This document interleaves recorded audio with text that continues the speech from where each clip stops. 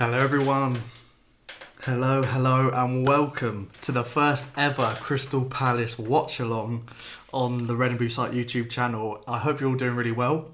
I hope the setup's alright. I hope you can hear me okay. I've got a new mic here, so if it sounds good, thumbs up in the chat. Let me know how it looks. Let me know how it sounds. No lag, none of that. We want it all to go smoothly today. I've not done this before, guys, so do bear with me. Fingers crossed we get the result today. Football is back. I don't know about you guys, but I've been watching all of the games so far. In fact, let me change to... there we go. I've been watching all the games so far, and some strange results in there. Some results that we probably weren't expecting. A lot of people already in the chat, which is great to see. I'm so happy that all of you guys are here to join in with me and watch the game. Just a couple of people shouting out as I'm flicking through a lot of comments already, so thank you guys, and a lot of people in the chat. Patrick, Andrew, Oliver, HOJ, the UK Patriot, Ollie on tour, Michael from Tacoma, the guys at Tacoma Palace, legends over there.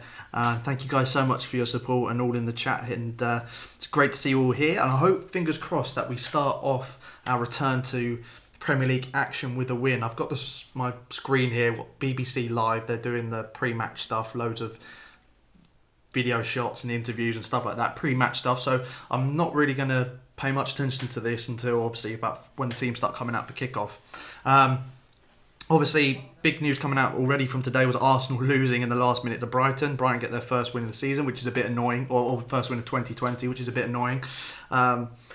Looks like they're in a good spot. They're still going to be tricky. I still think they're definitely in a relegation fight. I don't think they're out of it yet, but that's a massive win for them. For us, on the other hand, we're looking further up the table. A win here, we do go above Arsenal, and we find ourselves a few points outside of the top six, which would be insane. And it's a great chance to do it against the Bournemouth side, who are in the bottom three right now and are struggling and have a potential rift in the squad because of the Ryan Fraser events that have happened in the last few days. Charlie, I'll give you a shout out. There you go, mate. Yeah, it's worth also mentioning, guys, before I carry on. A lot of people already said it in the chat, but RIP to Kayla the Eagle, of course. Massive part of Palace over the last decade or so, or longer, in fact. And yeah, obviously, it's a shame to hear the bad news that she did pass away I think it was yesterday. Sorry, that she passed away. But yeah, big part of Palace. Unfortunately, unfortunate to hear that news, but. Hopefully we can get a win today on what is actually, I didn't know, Macca's 200th appearance. So there's a reason there, if any, to get the win today. Not only because we're going up the league, but Macca. It's a big day for him.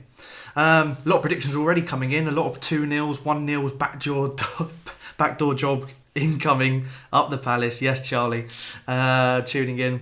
Javi, who should we look out for Crystal Palace? I think there's going to be... I'm going to run through all you guys, the chat. I'm going to dip in and out of it, guys, as we go along. Yeah, be dipping in and out of it because there's going to be a lot of back and forth, I think, between obviously the game and what's going on here, and just talking about events as they happen, really. A lot of... Get your score predictions coming in, guys. Get your score predictions. Wolves, I think, were winning with a few minutes to go, HOJ, so I think that they got the job done. If someone can confirm that, that would be great. Right, guys, so before, that's just a bit of a rushed intro. We've got through a lot of stuff there. I didn't really plan out an intro, but just to get a general gist of things, thank you guys so much for joining me in what will be, hopefully, I'm planning on doing this for every game from now to the end of the season, seeing as we can't go to the games, or as many as I can. It obviously depends on... if it's a success or not, and if you want me to. I'm definitely enjoying this so far, and it seems like you guys are too, which is great. And the game hasn't even kicked off yet. We've still got 15 minutes, just over 15 minutes to go. Basically, I'll be doing this, and I'll change. You saw it as it started off the stream. There's going to be the score up here in this corner with the timer. I will be watching it live, and it will be the same time as you. There may be a little bit of a delay between the stream and well, not the stream itself, but there will be a slight delay from what I see and when you see it, if you get what I mean.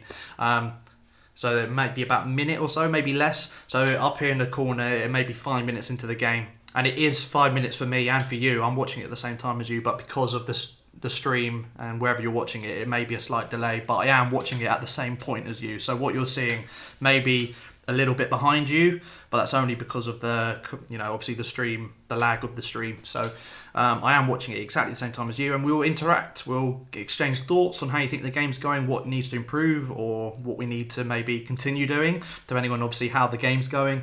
And it's just a great way to watch our games from now to the end of the season, be on the same journey as each other. Obviously, I can't vlog the games. I know a lot of you enjoyed the matchday vlogs. They will be coming back, obviously, when football is back to normal.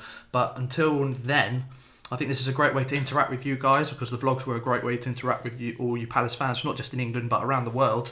And it's a great way to go on this journey from now to the end of the season in these crazy circumstances with you guys, and enjoy this game, the games as they happen, and hopefully we finish the season on a high, and we'll be celebrating it come whenever it is in July when it all finishes. We'll be celebrating our first ever bout in Europe, maybe. But anyway, guys, before we start, we've got 15 odd minutes until we'll kick off. What we're going to do is just run through the team. If you don't know the team, Guaita in goal, which I think was obvious. Ward, Dan, Cahill, Van Aanholt, back four. Again, I think that was fairly obvious. If you check out my last video, my preview for this game, you can check that out now, actually, guys. You've got plenty of time before the game starts to check out my preview if you want to hear my thoughts on the standalone video. I'll touch on it now. The back four, I wanted Sacco in because I've heard he's fit. He's on the bench, I believe. I would have had Sacco alongside Cahill, but I can understand Roy sticking with that partnership that obviously got 3 wins, 3 clean sheets in a row before the lockdown. So in that sense, you can understand why he's done it, and I can't really complain. I think Dan's so reliable.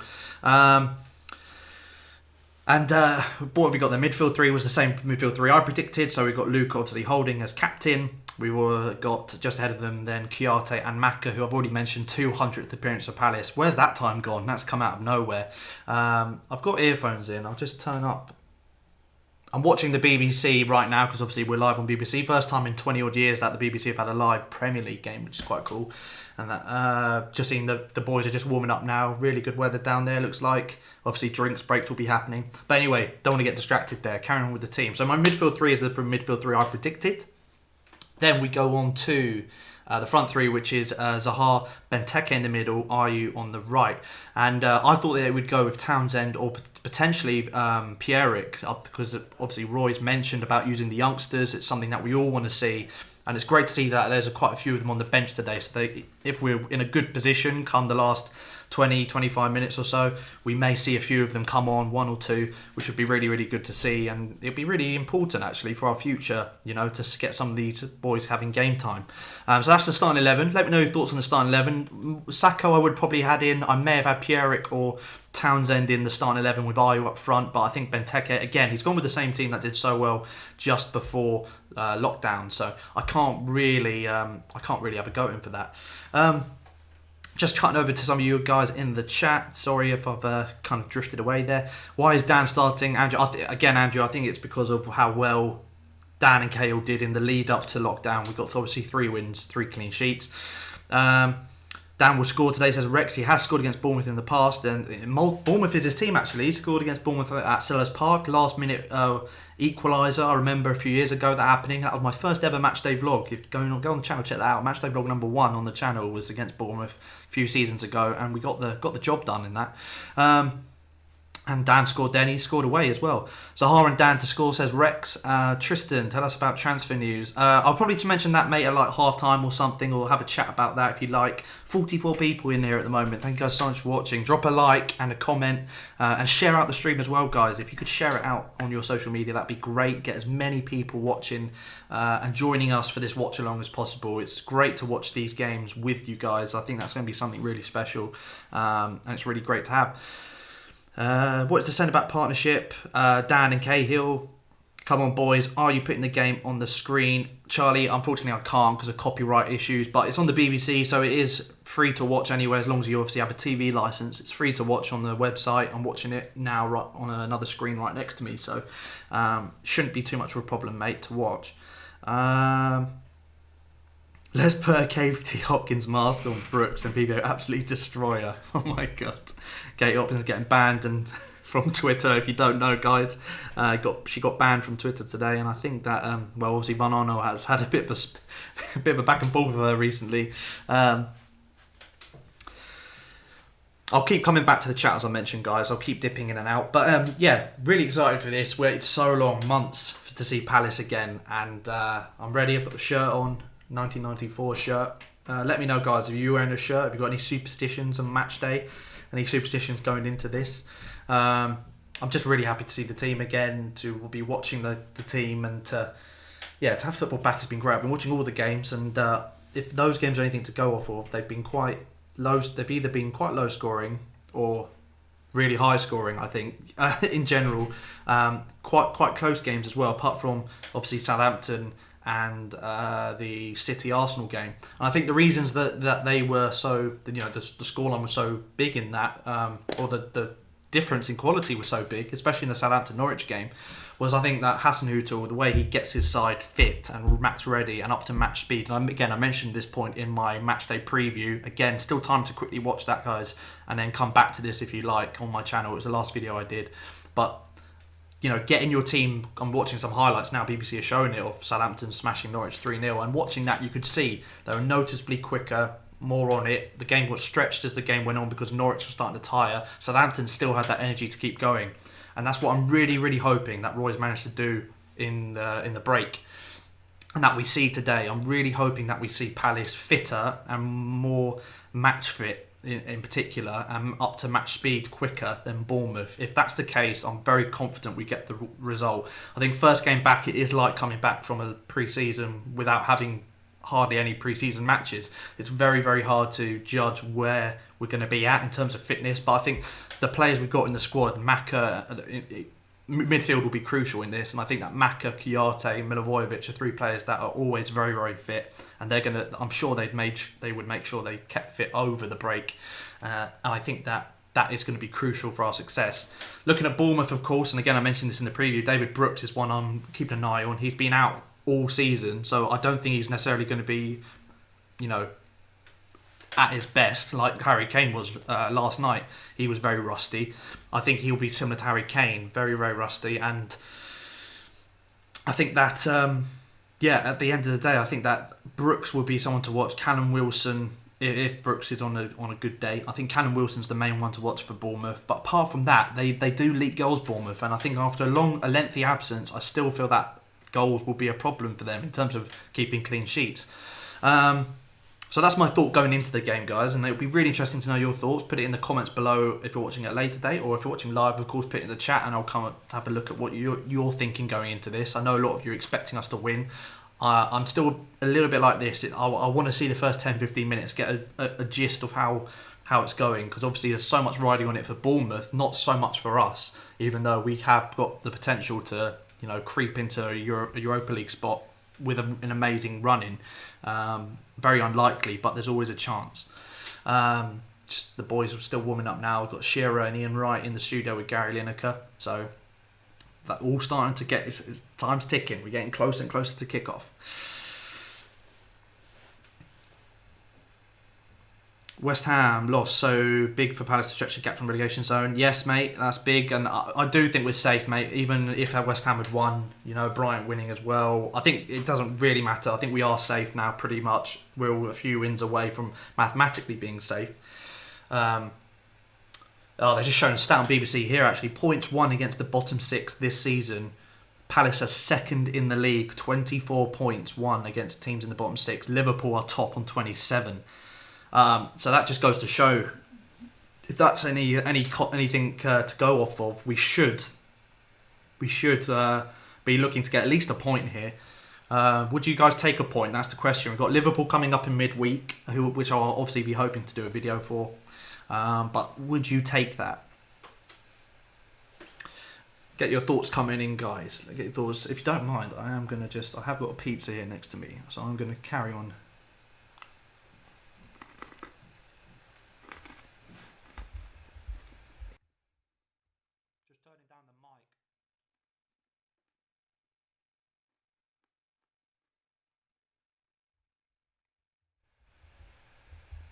Lovely.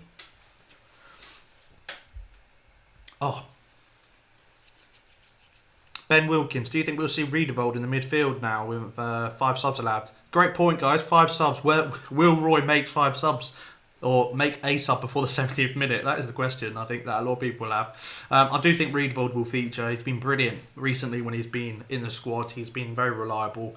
Looking at Zaha's stats again this season, he's ahead of Adama Traore, first in the league on total number of take-ons in the opposition half, take-ons into the opposition box. He leads on all those stats, ahead of Adama Traore in second.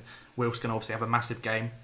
One thing I've had been asked about in the comments in my last video, in the preview for this game, is do you think that Zaha will benefit or struggle in this, or not so much struggle, but will he benefit, or will we see a different Zaha with the crowd not getting on his back? Because obviously we know that he winds a lot of fans up, mainly because he rinses their players so much. He goes down a lot because he is obviously so hard to mark and defend. He does get fouled a lot, and it winds up fans because they accuse him of diving.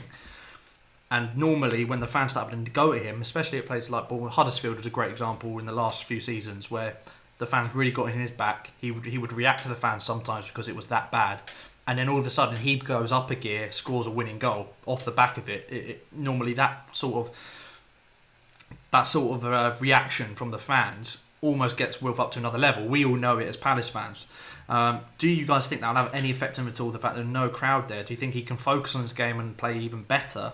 Or do you think that he almost needs that little bit of, dig at him to try and get him into another gear and to get match ready? It'll be interesting to see actually how Wilf and how a lot of the players, both on Palace and Bournemouth's team, react to no crowd and in the circumstances both teams are in, with Bournemouth desperately needing a win. How important will it be for them not having fans there to get behind them and get them up, especially if they're 1-0 down? A lot of questions, and we've seen with the scorelines as well so far in the league, it's quite hard to predict. They're not necessarily the scorelines you'd expect. I think the Man United Tottenham draw is about right. Arsenal getting thumped away at Man City in a way is right. But Norwich against Southampton, didn't really see that coming, and maybe Norwich not having any fans there, that'll have a big part to play. You never know. VAR, of course, that'll have a part to play. It will be interesting to see for sure. Palace are good defensively, so I think it might be a 1-1 or 0-0 because Bournemouth will be motivated. It'll be exactly, mate. It'll be interesting to see how the two teams come flying at the block. Basically, the first 5-10 minutes is going to be important. It's going to be interesting to see who is the fitter team, who's more ready for Premier League match speed, who's ready. Looking at Bournemouth's running now, obviously got us. For Bournemouth, they've got us at home. Then they have Wolves away, Newcastle at home, Man United away, Spurs at home, Leicester, Man City, Southampton, Everton. There's that middle patch: Man U, Tottenham, Leicester, Man City. Those 4 games. If they get losses on all of those, I think they're done. So games like this today are hugely important for Bournemouth. So they have to hit the ground running, and it'll be interesting to see if they do that.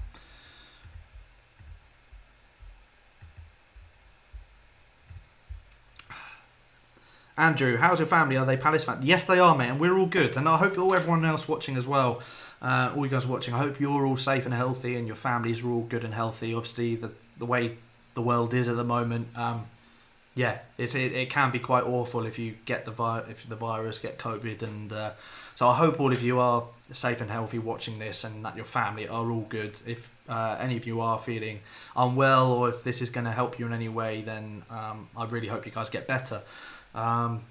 It's really weird circumstances, of course. I've mentioned it in my videos already since coming back. It is weird circumstances for everyone, but I think we just got to get through it as best we can, stick together, and and hopefully football coming back will be something that everyone can get behind and be a big positive. Looking at David Brooks now, the BBC. No, this will be his first appearance of the season. I think he is starting for them. He is in the starting lineup for Bournemouth, so. And of course, Ryan Fraser's not in the starting lineup because he's forced to remove. So that again, it all goes back to how the players react to that. Will that have caused the rift in the team? I know Eddie Howe wasn't a big fan of Ryan Fraser doing that. So how will that have an effect on the game, on their match preparation? It'll be interesting to see.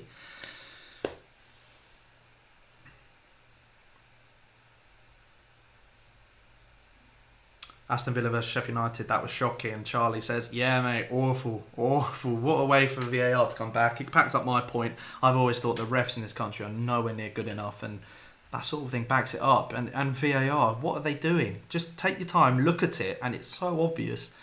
It's ridiculous.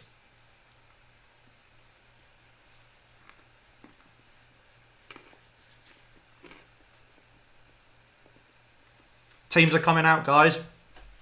Teams are coming out. Playing in that sexy away strip. The slash. The sash. Slash. What an idiot. Oh. What's my prediction, Andrew? I'm going to go with a 2-1 win for Palace. I'm not sure if we'll keep a clean sheet, but I do think we can get the win. I do think without less pressure on us to get a result. I do think if we take our time with things, keep a good tempo, which is a big ask because it's the first game back, but I think if we do the basics right, we'll get the result, in my opinion. And I think our defence is definitely better than theirs. I think they'll have a big part to play. Oh, they're out on the pitch, guys. The Palace boys are out. I think Bournemouth are just about to get ready, so I am going to switch over to the watch-along screen, which you did see at the start of the game. Bang. Bang. Scores up there. We will have a timer that we start, guys. So if you are watching the stream, you'll have an idea. You will know how there'll be a stopwatch here, basically. So you will know where in the game I'm at. So if we are out of sync, if there is a bit of stream lag, that will give you an indicator of where we're at. Oh, can't wait for this. I'm just going to put the volume up slightly in my ears. I am listening to the BBC here, so.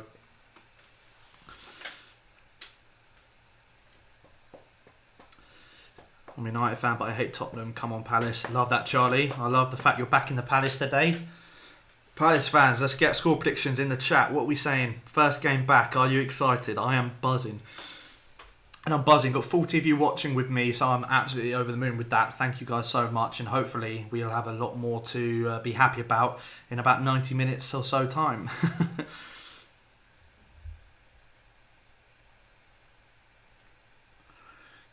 Bournemouth are coming out now.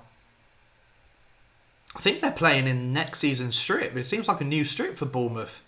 So they've got a weird fate. I don't know if you guys are watching this. I hope you guys are watching this with me now. Obviously being a watch along. Yeah, it's a bit of a blurred strip that they've got. Black and red. It looks like their new kit. My prediction is 4-0 Train Spotter. I don't know if it'll be 4-0. I think that's a big ask. But if we are anything close to what Southampton looked like against Norwich, then maybe it could be a very similar game. You know, Bournemouth in a similar position to Norwich, needing a result. 2-0 Ayew to score. I think Ayew will have a good game as well. I'm hoping he will, at least. What happened to Fraser? Talks to Palace, and also I saw the last Bournemouth game. I said hi, I was busy talking to the player. Oh, nice to know, mate. Fraser talks. I don't think he's going to come to Palace, mate. He's got eyes set on Everton or a team bigger than us, basically. And I don't think we pay. He's looking for about 100 grand a week plus, and there's no way I think we'll pay those wages. They're just going through the teams now. Ramsdale in goal for Bournemouth. They're playing a 4-4-2, of course, their favoured formation. Stacey at right back. Cook, Ake, Smith. Pretty standard back four. I think Stacey comes in and out of the team, but the rest of those are starting 11. Harry Wilson, Lerma, Cook, Brooks. Cook coming back from injury as well. It'll be interesting to see a young midfield that. Lerma, the most experienced man in there. But young, energetic midfield, and then King Wilson up front. It's a strong team. It is a strong team. On their day, they will cause problems, Bournemouth, and we have to be wary of it. We can't take this for granted at all. It's quite an interesting kit they've got there. I'm not sure if I'm a big fan, but here we go. Looking at the Palace team, playing 4-3-3, of course, the way Roy likes it, with that sitting midfielder. I ran through the team earlier, but we'll go through it again. Guaita in goal, Ward, Dan Cahill, Van Arnholt. Good back four, and I do think it is stronger than Bournemouth's right now. Will it be able to deal with the pace of King and Wilson? That's another thing. MacArthur and Kouyaté just had a Luka Milivojevic in the midfield three. I'm a neutral and I have a soft spot for Bournemouth, so 1-1. Fair enough, mate. Top three players of all time, Maiden. I'll talk about that at half time if you like, mate. Ayew, Benteke, Zaha, obviously the front three there. New kit, white pinstripes, less prominent. Yes, mate, it is. There's Wilf. Come on, Wilf. today's the day. They're gathered around the centre circle now, obviously, to pay their, I think it's a minute silence for all those NHS staff that have died, trying to, well, help other people and putting their lives ahead of other people's. So obviously all the teams be doing this silence, and then obviously there's the Black Lives Matter taking a knee thing, which all the players and the refs have been doing, which has been brilliant. Really big message it puts out, I think. Who should we look out for Crystal Palace? Zaha, of course, mate. I think Ayew as well, the way he was playing going into the break. Cahill at the back, been really solid for us all season. Just taking that silence now around the centre circle. Really good shots of this. Obviously an empty ground, but aerial shots of them stood around the centre circle, quite good. Or, of course, all the players got Black Lives Matter on the back of their shirts.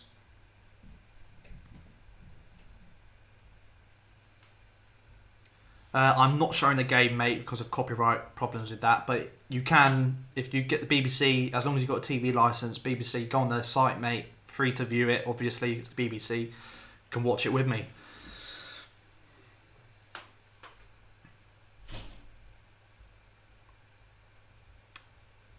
Here we go, guys. I'm going to put the timer up.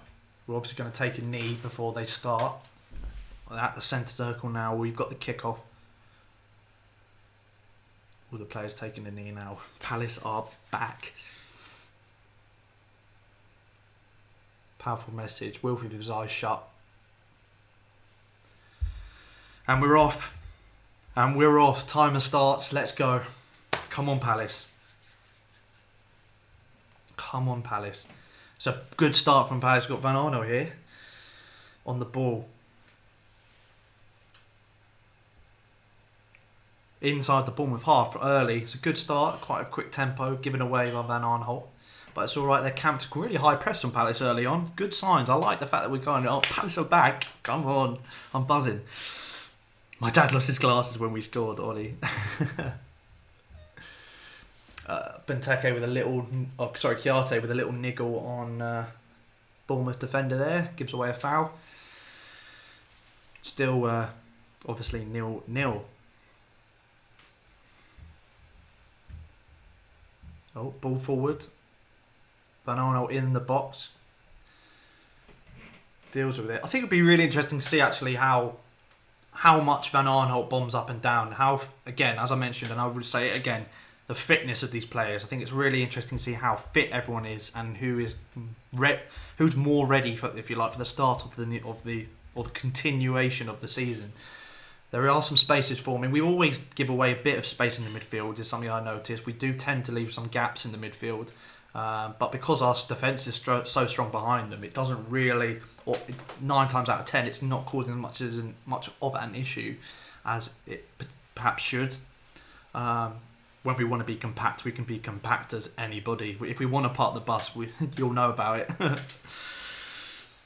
Are you, in my opinion, player of the season? I agree, Tristan. I do agree. I think he's not necessarily on the amount, obviously top goal scorer, but it's the goals in the games he scored in, basically, have been all massive goals for points. I think goals per point, or points per goal, sorry, for Ayew's been off the scale.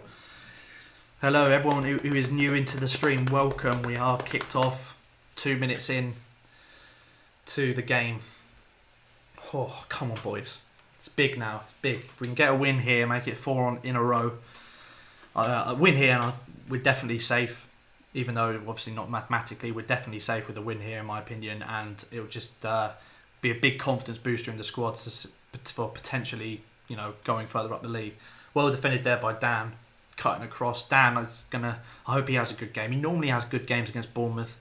Of course, the reverse fixture in this, we battered them with 10 men at Selhurst. Really battered them, which was crazy. Spider-Wan. I love that name. Wan-Bissaka. Miss him a lot. Palace better than Arsenal, we put in the chat. And we do go above Arsenal with a win here. Worth pointing out with that loss to Brighton they had earlier today. Bit of a shame that Brighton got the win there, but going ahead of Arsenal's, always a plus. Especially at this stage of the season. Who would have thought it? I'm watching this because I'm in the car. Cheers, mate. As long as you're back in Palace, that's all good.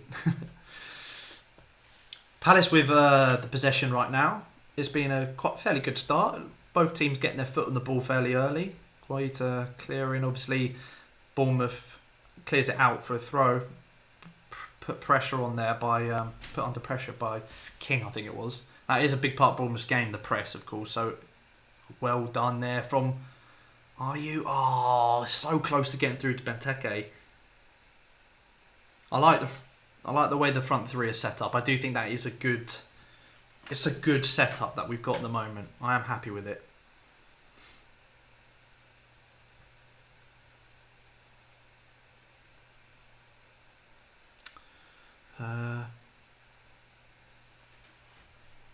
Luca diving in there, missed the ball completely. Didn't get the man, but he's just left himself out the game. Basically, took himself out the game by doing that.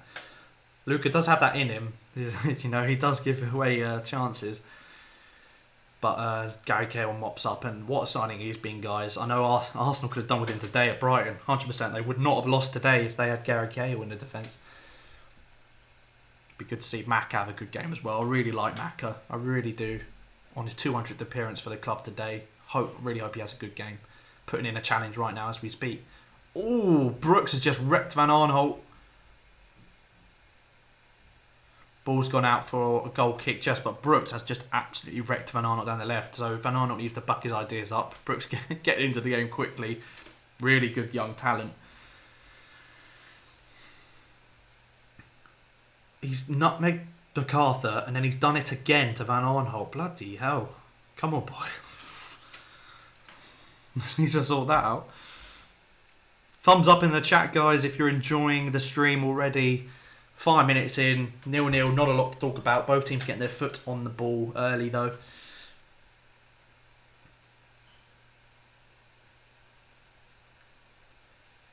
It's our ball in Bournemouth, deep in Bournemouth's half.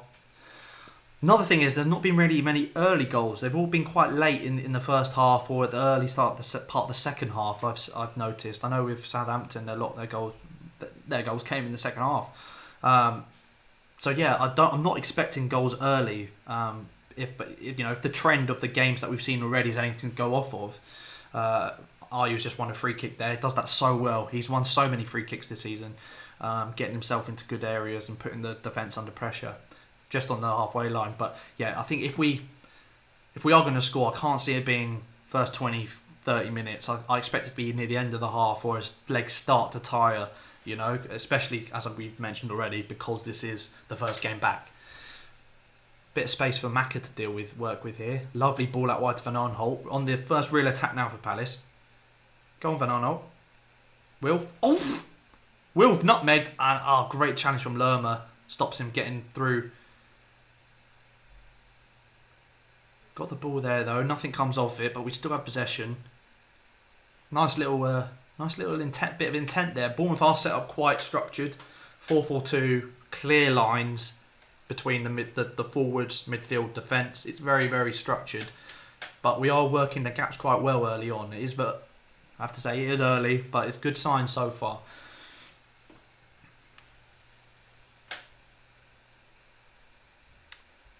Got the ball. Got defence on the halfway line here. Bournemouth camped in their own half. They're quite happy for us to knock it around the defence at the moment. We're quite happy to just get a foot on the ball, get used to playing football again, you know, competitively. Luca now taking a few steps in. Macca. They're getting as soon as they get into that final third, we are getting pressed, and that is what Bournemouth are doing well at that in the early stages there. Lerma again, really good interception. Quite poor from Chiarte, but good interception. They are making sure, letting us have the ball in those areas, but as soon as we get anywhere near their final third, they're on it. Van Aanholt make that. Well done, mate. I don't know why I'm getting nervous in these parts of the. Whenever I'm watching Palace, I get nervous. I always get nervous until the first goal. It's just, there's not a lot riding on it, but still. Done with the 2-0 win, says AMG. I like that. Good prediction. What's your favourite away day? What are your favourite predictions for the Cardiff game? A lot of Championship chat. Obviously, Bristol City fan in the chat. Be interesting who goes up. Obviously, Leeds and West Brom are the favourites, and I think they will go up. But Norwich look like they're going down. It'd be interesting to know anyone from the Championship watching this who you'd like to see relegated or to play against next season if you're not going to go up. If your team's not going up.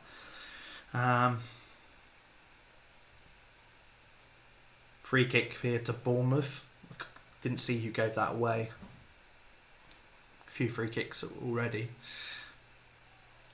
What you'd expect though, a fairly slow first 10 minutes. I mean, good periods of possession for both teams, getting their foot on the ball, getting used to, as I said, playing football again at this level. But nothing really worth talking about. Apart from that Brooks nutmeg on Van Arnold got absolutely ruined. Palace doing a bit of a press here. We're not doing what Bournemouth are doing. Bournemouth are very much happy for us to have it in the defence and knock it about. When they have it in their defence, we're looking to press and looking to put them under. So, difference of intent there, you know. Interesting to see. Joseph, I'll give you your shout out, mate. Welcome to the stream. Hope you're enjoying this watch along. Hope you're all enjoying it. Thumbs up if you are. Like as well if you are. And let's hope we can get the 3 points if you're a Palace fan, of course.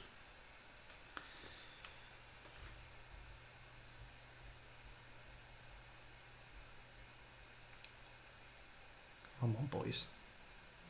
KO on the ball to Van Arnholt. Again, yeah, Bournemouth quite happy to let us have the ball in these areas. Go on, boys. Will from the ball now. Lays it off inside to Luca. I think we should get rid of Johnson. More Bristol City chat. Sorry, mate. I'm reading the chat. It seems to be... Zaha now.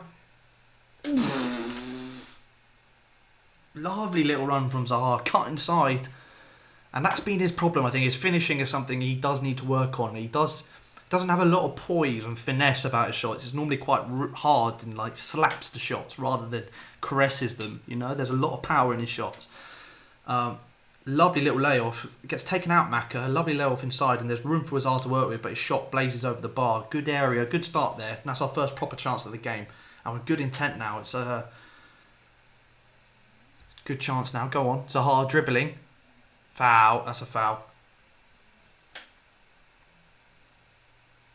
Zaha again winning it. Zaha winning the fouls.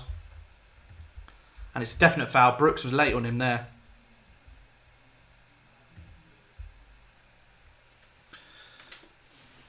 This is good area as well. We're only about 5-10 yards outside the box. Really good start.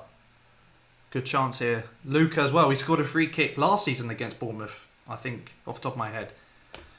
Scored last season. It's a good area for him. Van Arnold scored against Newcastle though. Interesting. See who would take it. Luca over the ball. Come on, mate.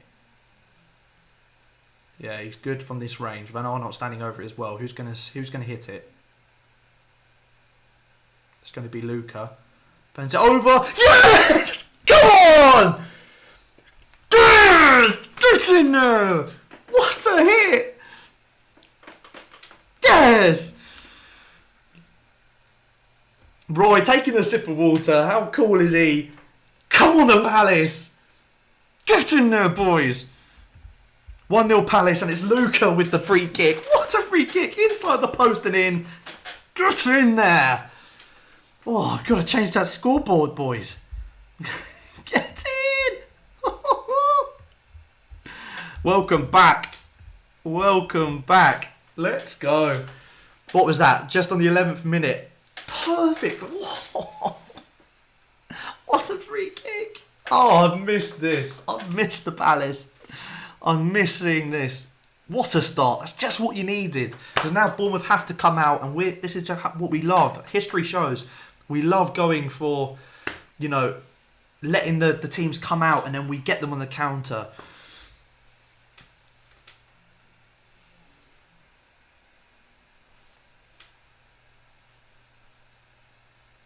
Derek, mate, no, sorry, if there is a bit of lag on the stream, I am watching it at the same time as you, but there is a bit of lag. I'm watching it on the BBC, on the BBC, online. So if there's a bit of stream lag, basically, I am watching it at the same time as you, but the stream will be behind, if that makes sense. Good take, another free kick there. We're all over them at the moment. all over them at the moment. Palace is still ninth. Doesn't matter, mate. It doesn't matter. It's just great that I'm celebrating a goal. We're winning. Football's back. You know, everything's good in the world. Palace, love it. No worries, mate. Love the name, by the way. Derek Trotter, love that. Lovely goal, lovely goal. Bournemouth with the ball now. What a start. It's now important it just makes you feel confident when you have players like Dan at the back, Cahill, experienced professionals, that we will see out this period straight after a goal, because that's when you're most vulnerable, of course. It's important we get through that period and then set ourselves and then go again, to try and get a second. So happy that's gone in. I can't tell you how good that feels, seeing us score after so long. And what a goal, what a way to get back into football with a free kick. Oh, we've seen some bangers today already, but probably not the best goal today. Chilwell's was pretty insane, but this is up there. On the ball now, lovely stuff, knocking about beautifully. Lovely touch from Ayew there. No, that's not a foul, ref. It's not a foul. Bournemouth here. So let's see this out, boys. Get through the next 5 or so minutes. Just nothing silly. Keep the lead and then go again. Brad, how's lockdown? It's much better now, mate. Let me tell you. Now that football's back and Palace are back, everything is good in the world. We are ahead in an away match against Bournemouth. We're in the top 10 as it stands. Everything's good in the world. I'm much happier now about lockdown. Let's put it that way. Lovely stuff. Tristan Chilwell's goal, absolute rocket. Left peg. Ended up conceding just after that, Leicester, but what a rocket on the edge of the box. Posting in. Bournemouth look like they're coming in here. Well defended by Dan. That's a free kick, ref. Oh, it's Cahill, sorry. That's a free kick. Good covering. That was a nice little play from Bournemouth. They just picked it up a bit. They found a few gaps between the lines. But Cahill, so good at reading the game. A man of his experience. It's very hard to beat him for positioning.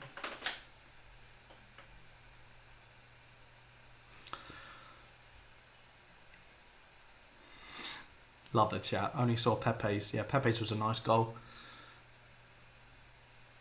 Didn't get the win in the end, though, did they? Well defended. That is one thing that we've got to watch out for. Hopefully over lockdown we've been better from corners and set pieces. Wilson's just one ahead of there. It's gone quite comfortably over the bar. I think Wade had it covered. 16 minutes gone. But I think that was a good... let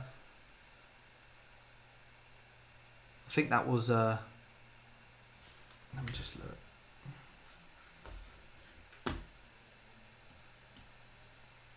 I'm just adjusting the levels on the BBC broadcast. There we go. Yeah, I think that it'll be interesting to see if Roy's worked on defending from set pieces, because that was our weak point, I feel, going into the lockdown. We were conceding quite a few goals, or being sloppy at least. All season we've been quite sloppy from set pieces. A few gaps appearing between the defence and midfield here. Ayew into the box, looking to cut it across. Loads of players around him now. Can he get something off? Win a corner maybe? Falls to Wilf. Nice little deflection. Bournemouth have done quite well to defend it there though. Ayew does well there. Still got the ball, Palace. What? And somehow he's given a foul against Palace, even though we had the ball. What is that, ref? We had the ball. How can that be a foul on him? The only reason that happens, he does clip that Bournemouth player on the follow through, but the only reason he's gone down is because he's pulled back by another Bournemouth player. So I think that's poor refereeing there, personally. Oh, mate. Oh, so happy. So happy. And as I said already, that is not something that you typically see since we've got back anyway. The games that we have seen. Early goals. That is quite an early goal. Earliest goal, the quickest goal we've scored, that's been scored in the Premier League since the return. Normally they've all come at the end of the half. Or the first goal at least. So that's breaking the trend there. We're looking good. We're looking quite fit. We're looking ready. I'm happy so far. I'm happy. Bournemouth had a couple of half chances. They haven't had a shot on target yet, don't get me wrong, but they've got into good areas and they're pressing quite well. They're pressing across the back line here, putting Guaita under pressure there. Just as I speak, Wilson putting him under pressure. But yeah, looking good. Looking good. I'm happy with how things are going. When we have the ball, we're getting quite a bit of respect on it as well. When we have it in their half, you know, it's when we get to the final third, we're seeing some space now starting to creep open. Whipped in, just doesn't get ahead of Ayew. Hit it. Blazed over the bar by Luca, looking for a second. Ball was a bit of a fumble in the box. Rolls, dribbles out of the box, and it's one of those typical ones from off the screen. You just see a player running in to smash it, and it's Luca. Couldn't control it. Good start. Good start. They're just showing the replay again of that free kick. What a peach. What a peach. Perfect positioning, perfect distance. Keeper probably could have done better there. I think he makes it, but he completely misses it. Jack Jones, it is on TV. It's on BBC, mate. Obviously, if you have a TV licence, it's free to watch. So make sure you tune in for that. Yeah, it's on the BBC, mate. Get involved. Watch it, and then you can put this on alongside it. You can watch it together, mate. Yeah, it's not on Sky or BT, mate. BBC. Lovely stuff. Lovely stuff.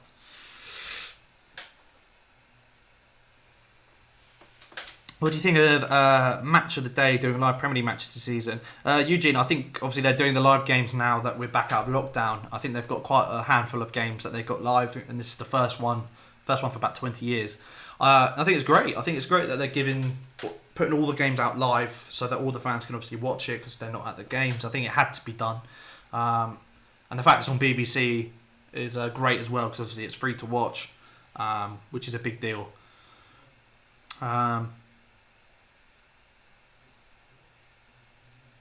Palace's passing the ball is impressive. It has been, mate. I think we've kept the ball quite well, and when we have given it away, we've managed to regroup in quite well, but we've rarely given the ball away so far, which I'm impressed about. 20 minutes in, we're looking good. I'm not going to jinx anything yet, but it's a really good start. First goal is going to be crucial in this, especially, as I mentioned already, Bournemouth, really, this is one of the games they have to win. They have to look to win anyway. Lovely flick there from, was that Wilf? Sahar with the header and a flick on. I've never seen him do that. Lovely. So could be his last few games for us, of course. So we've got to can't take anything Sahar does for granted now. We've got to make the most of it because we probably won't see him for much longer. But ended up recycling it back, dominating the ball at the moment. Last 2 or 3 minutes, Bournemouth haven't had a touch of it, and that, you know, as the legs start to tire, if you have more possession, especially as it's the first game back, legs are going to tire a little quicker. Having the ball, keeping possession, dictating tempo is going to be crucial. And the fact we've got the lead and the possession of the ball is a big factor in doing that, you know. Zaha now running and he's making things happen. Blocked off there by Lerma. Wins another foul.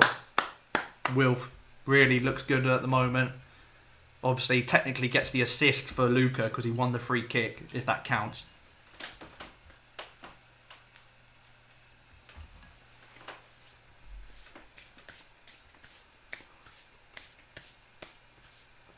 Well, another free kick. Been dangerous from free kicks. Roy take another sip of water. It is warm out there. Stay hydrated. 22 minutes on the clock. 1-0 up.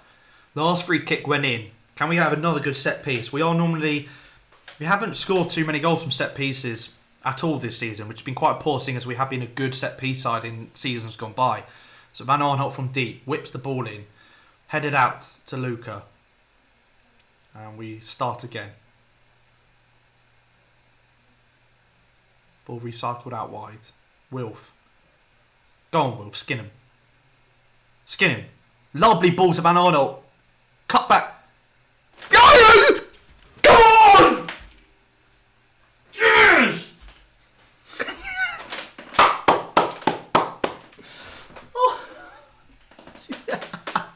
He's back. 8th goal of the season. Jordan Ayew. 2-0 to Palace. Bournemouth. I was expecting so much more from Bournemouth with the situation they're in. It's clear who's the better team here. Everyone's spamming 2-0 in the chat. Love that. Love that. Spider-Man, this could be a cricket score. Oh, yes.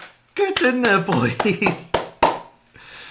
2-0. What a finish. What a ball from Zaha. The assist before the assist. And Zaha does so many of those. Van Aanholt picks Ayo out in acres of space on the penalty spot. And it's a caressed finish into the bottom corner.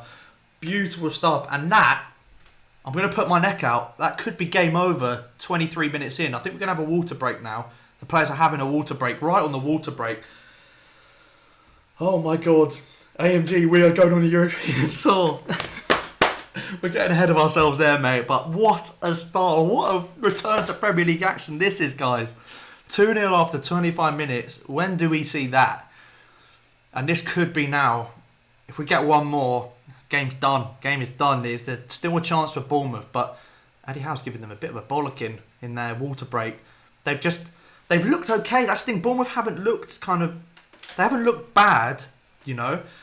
Free kick, you can't do anything about that as Bournemouth. Maybe not give away the free kick, but you can't do anything about the free kick going in. It was a lovely strike from Luca, but then that goal was just brilliantly played by Palace. Their defence, they probably needed a sitting midfielder. Their midfielder there was too many gaps. Palace looking scary coming from a Chelsea fan. Oh, I love it.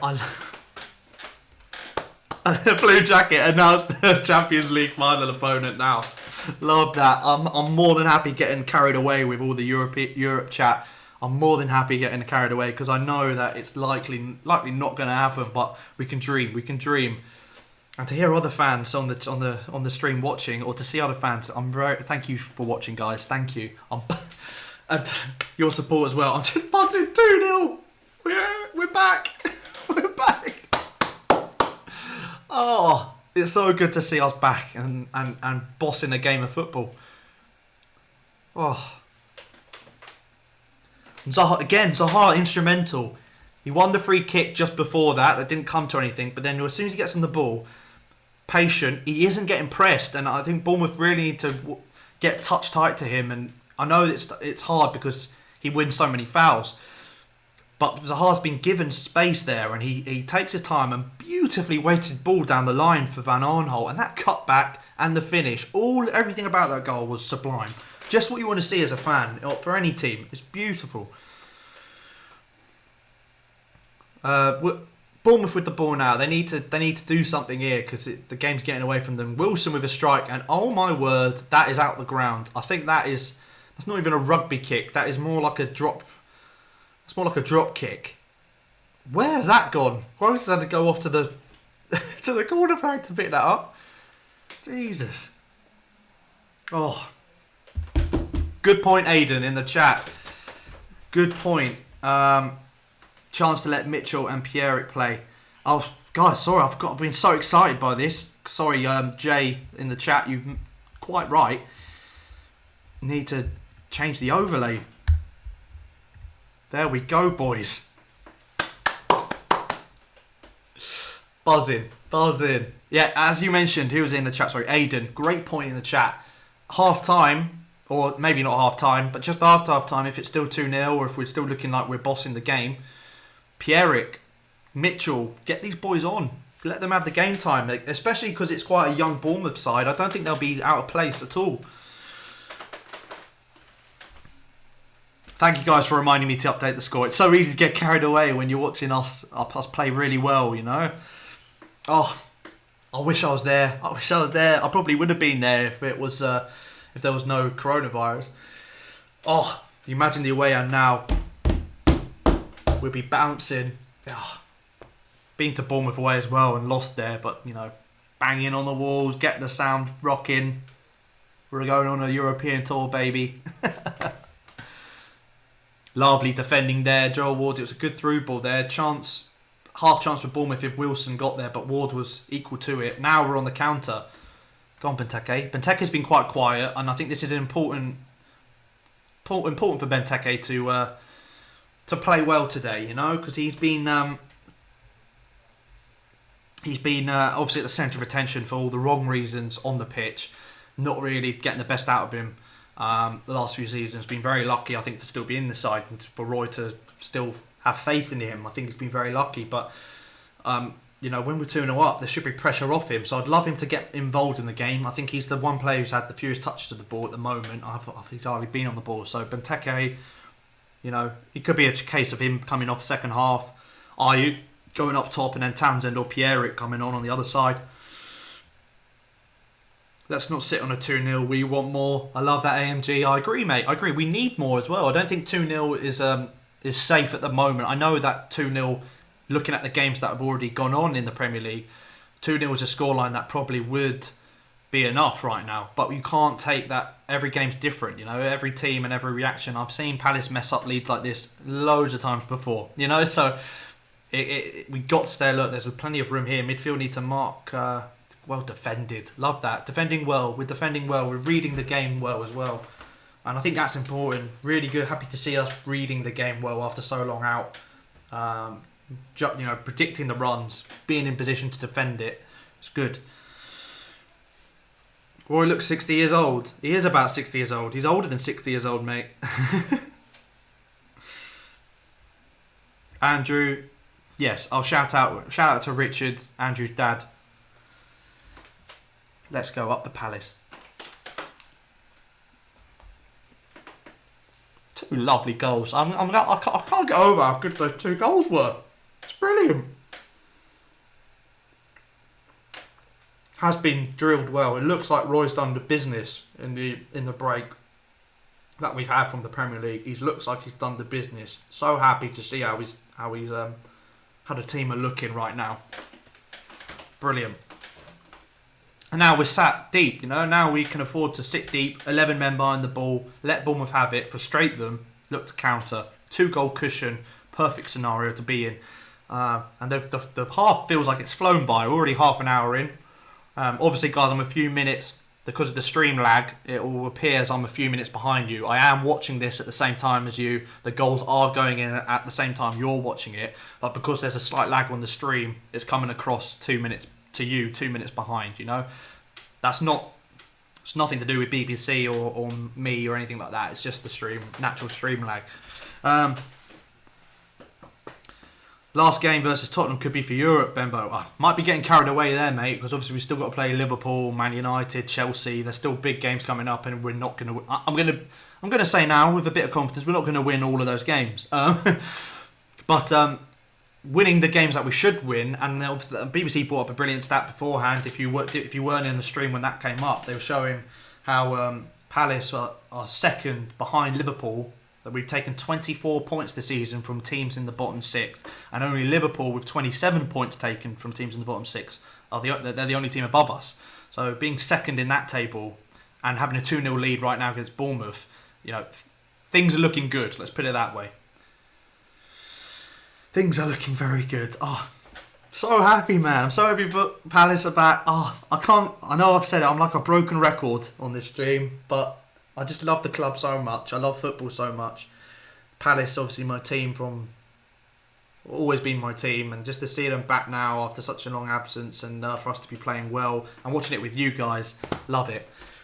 Shout out to all of you guys for watching this with me. It's been brilliant. Liverpool trembling in their boots right now. Blue jacket fan, you're coming out with some absolute bangers. Brad, I did see the Brighton score, yes. It was a shame that they got that goal. First win of 2020 for them, but they're in a different league at the moment to us. I'm not too concerned. I think that win goes a long way with keeping them up, but they have got a really tricky run in. So 5 points clear the bottom three right now. Brighton are still not out of it yet, but it's a good win for them for sure. Palace will be above Arsenal within tonight. Yes, mate. Yep, I'm well aware of that. Don't get me, and I'll be the first to mention that when we get to full time, as long as things stay the way they are, of course. Oh, lovely, lovely, lovely stuff. I think we are unbeaten in the white kit. It's a good point, Benbo. It's a good. If someone could look into that for me, that'd be great, because I do think that. I do think that we are quite unbeaten in the white kit. I think we're really good. I think we have had some. I can't remember the last time we lost in the white kit. But Bournemouth had most of the ball since the goal. I think it's fair to say. Last few minutes has been all Bournemouth, but they're not creating anything. We're doing really well to get, set up really well, frustrating them. It's just we don't need to do anything silly right now. We don't. It's looking good, looking very good. We move above that 40-point mark. It's obviously important to mention as well with the win. Excited to see some youth, especially when we say 2-0 even better. Absolutely, mate. I totally agree. Totally agree with that. What a challenge. And again from Luca. Lovely challenge. Kyoto is down at the moment though, holding his knee. After that challenge, hopefully he's okay there. Don't want any injuries out of this. Van Arnold got rinsed by Brooks again. Got to watch that because that is the only weak point with Van Arnold. He isn't a very good defender. I know he plays at left back, but he's not a great defender.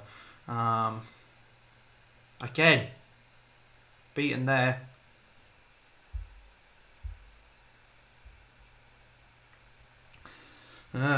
Corner for Bournemouth. Let's see if we can defend corners. Let's see if we've worked on it over the break.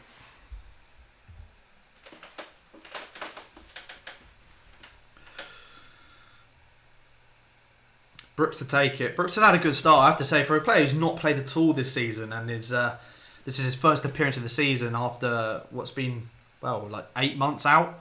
He's done very well, I've had to say. Looking good. Playing it short. We've got men there. Can we stop the cross? They changed the angle. It's a lofted, floaty ball. Dan headers it away for another corner. Kim, will Palace win? A 2-0 with our record against teams in the bottom 6 this season. I'm confident. I'm very confident at this stage. Let's put it this way. If we can't see this game out, it'll be bitterly disappointing. It'll be bitterly disappointing if we don't see this out. But there is still a long way to go. And one thing can change the course of a game. We all know that. So we've got to be patient. Got to do what we're doing right now is brilliant at the moment. We're letting Bournemouth have the ball now. We've got the 2-0 lead. We've gone, I wouldn't say gung-ho, but we've gone at them early. Got 2 really good goals. Really lovely goals. Free kick and the beautiful build-up for the second goal. And then, and now since that second goal, we've kind of backed off a little bit, let them have more of the possession because now they really have to come at us. A draw's not really good enough here for Bournemouth. Against Palace, they'll be looking to beat us, So they've got to try and score 3, realistically. At least 2, of course. So they have to come at us at some stage. So the gaps that will leave on the counter and the fact we've looked quite good on the counter and our movement in the attacking areas of the pitch so far has looked quite good. It fills me with confidence that we will see this out at the moment. We're on the attack as we speak now, and this is just what I've mentioned. The counter attack here, 36 minutes in, been brilliant. McCall sets it back for Ward. He floats onto the back post looking for Benteke. Well defended Palace corner. That's a lovely ball. That's the sort of ball we want for Benteke. Floated balls to the back stick. We know he's good at towering up above defenders. That being said, really good defending there from Bournemouth to keep him, because if he doesn't make that, Benteke is looking at a chance in the 6-yard box from his head.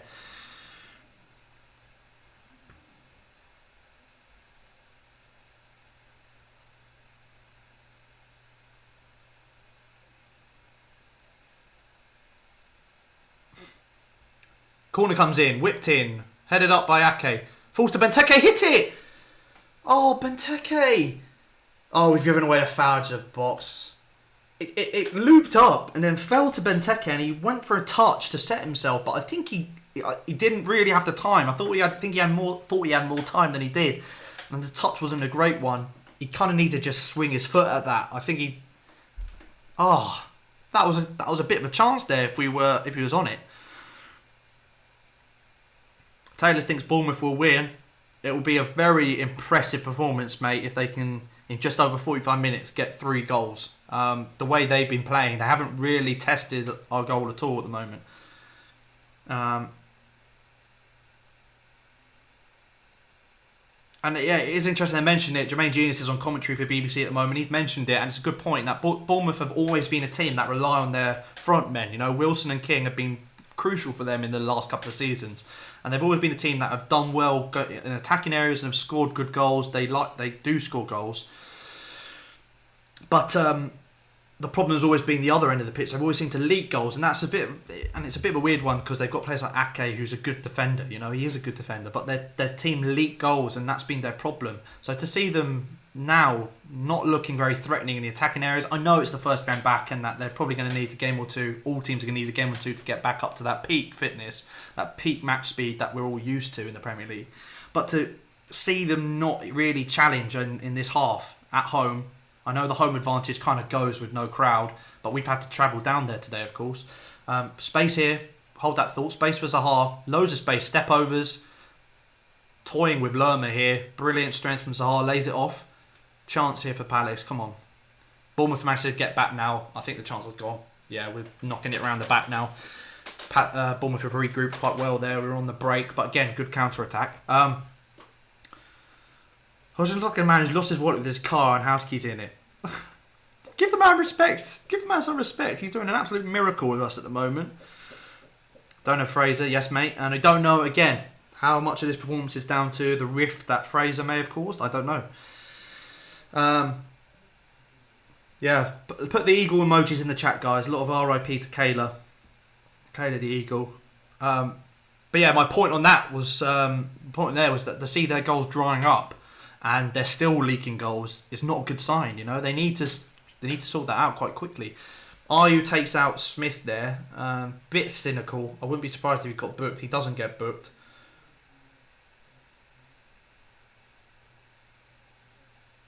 Commentators are right. It's been very much Crystal Palace's game.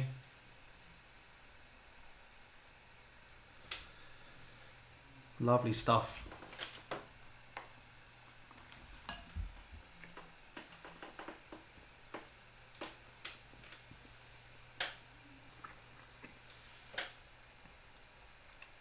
Not a foul, ref. So I was giving a foul away there, just inside our half. Chance for them to lump the ball up there. They played it short though. That's alright. Chance for us to regroup. Love that, guys. R.I.P. to Kayla the Eagle. Big loss to the club, of course. Been at the ground for years. Ever since I've been there, Kayla's been flying around the ground. Sad day yesterday. Corner. I think it's a corner for Bournemouth. Yeah, they've won a corner. Crucial player now, as you can see from the timer here. 5 minutes to go. 5 minutes to go. Don't concede. We're so used to conceding in these sort of areas or this sort of time frame in the pitch. Oh my God. Lovely whipped in ball by Brooks. The ball flicked on by Chiarte, and Guaita was coming out to punch at the same time, so it looked like he flicked into his own net, but went way past the far post and I think out for a corner. Ake's down. VR's having a look at what? Ake's down with a... Ake's down. What happened here? Not a lot. There's loads of players in a small area. There's a coming together. Dan's got his eyes on his marker. What happens is Dan's looking at his marker. Ake comes across, and Dan, he's got his eyes only on the man he's marking, comes across and hits Ake with his shoulder. But there's no malice in it. It's just a coming together. We've done well. We've dealt with the... Sorry, since I was explaining there and the other corners come in.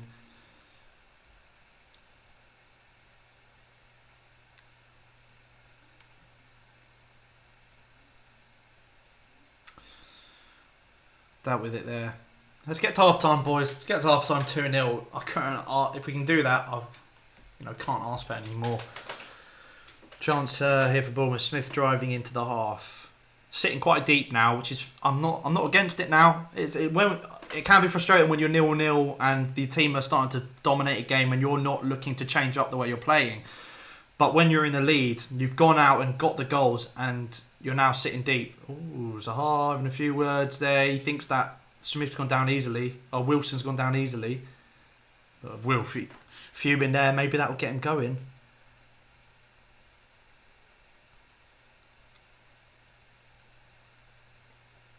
It was a foul. It was a foul. I think Will thought that he was going down easily there. It was a foul. But Zaha getting wound up is never a bad thing. It's never a bad thing. Unless it's very rare he gets himself sent off. It only happened once against Southampton, of course. But Getting him riled up for a game is always a good thing, in my opinion.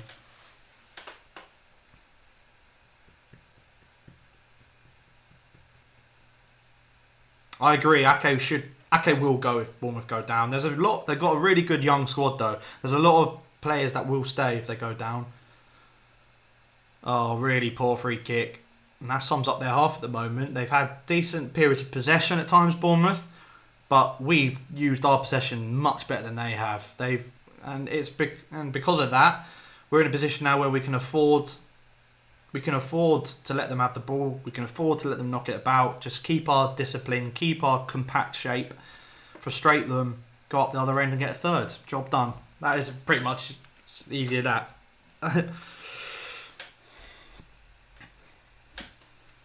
Few minutes, probably about 3 minutes injury time. They normally do about 3 minutes because of the water break. Lovely flick on from Benteke. Good challenge on Ayew. Really good challenge, and Bournemouth now got a chance to counter themselves. Not a lot in that.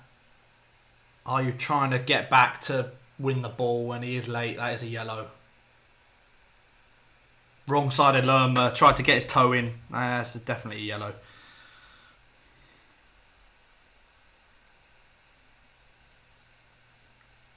BVO looks very good so far, as always. He's looked okay, mate. Defensively, he's still question marks in my opinion. Still question marks. Robin, men against boys at the moment. I do agree, mate. I have to agree. I thought Bournemouth would be a bit more about Bournemouth because of the position they're in, of course. But they've just not been... We've looked to have the edge on them definitely in attacking areas. We look much more threatening, and it's great to see. Because I didn't know how we'd react or how we'd come back, you know. I've given away another foul there. He's got to be careful. He's only just been booked. Any more of that, and in the second half, he may have to come off quite sharpish. Because a red card, obviously, as I mentioned, one thing can change the course of a game like this. And we've got to make sure we don't make any mistakes and don't give them any reason to get excited, you know. Lerma with the ball. Jefferson, Lerma, Cook. Cook's been quite quiet, and I thought Cook would be having a better game than he is. Brooks has been worrying me because he's been rinsing Van Aanholt at times. Lovely ball. Great block from Van Aanholt there, though.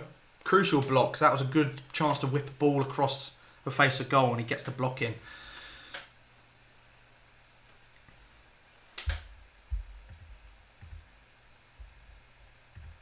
Lovely stuff. Yeah, crucial block there because the cutback was on. Wilson was in a good spot. Dealt with. Headed clear by Benteke. Lovely defensive work from you, Christian.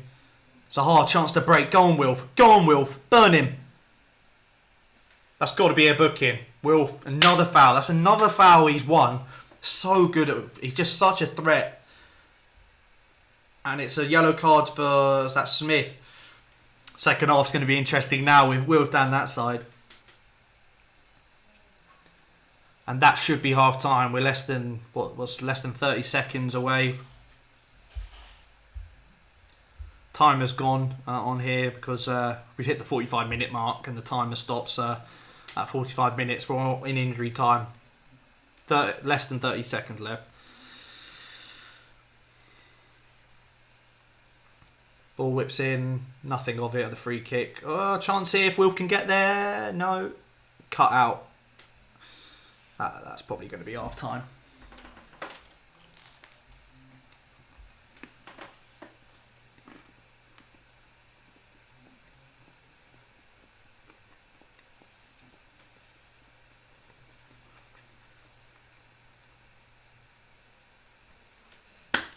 Half time, 2-0 Palace.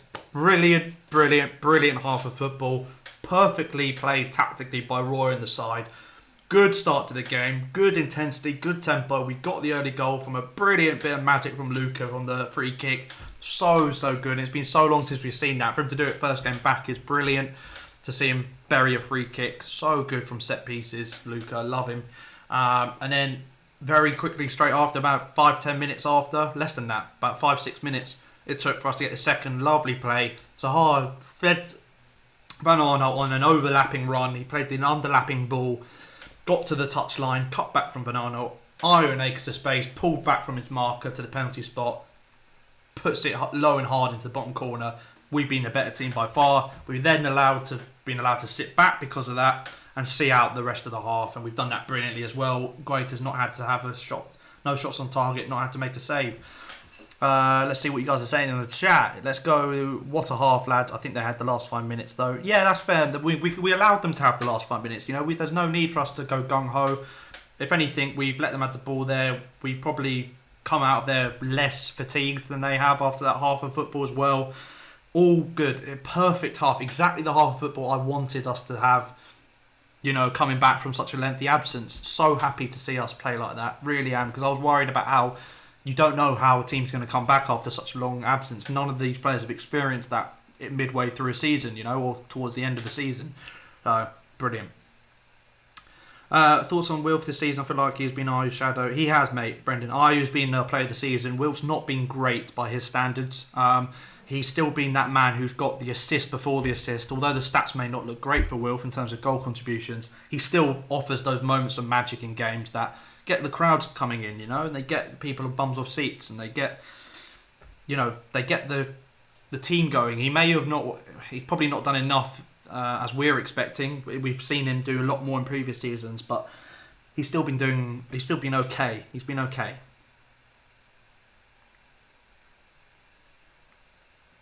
We also look a lot fitter squad. Exactly, mate. We do. Hope that we can bring on Pierre-Eric later, especially with Ayu on a yellow. Exactly, Owen. I think that yellow for Ayu, we will see rotation. If it stays 2-0 for 20-odd minutes into the second half, I could definitely see some rotation, because I think we will be I'm very confident now in 45 minutes we'll be able to see this out, especially with Cahill and Dan at the back. I am just going to get a glass of water. My throat is going at the moment because I've been speaking for so long. So I will be right back. Keep chatting in the chat, guys. I will be back in just a moment.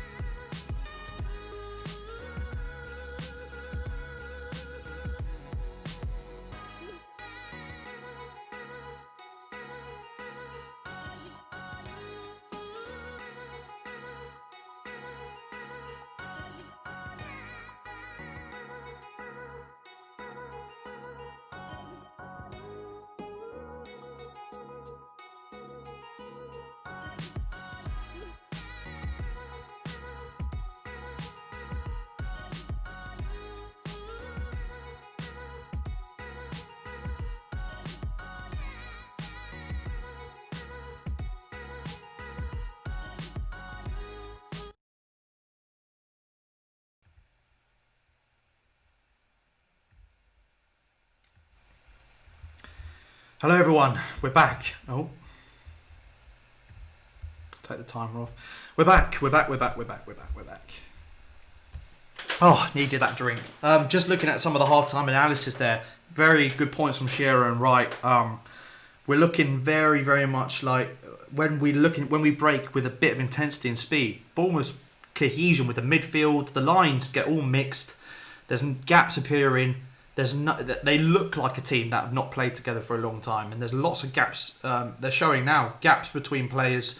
The second goal we scored, Ayu's peeled off on the right behind Smith, and Smith has just left him. He's the only man that Smith has to worry about, and he did take a look on his shoulder to see him, but Ayu peels off him. He doesn't look again and just loses track of him. Ball watching Smith, and it's a lovely goal. It really is. Lovely little pass from Zaha in the gap.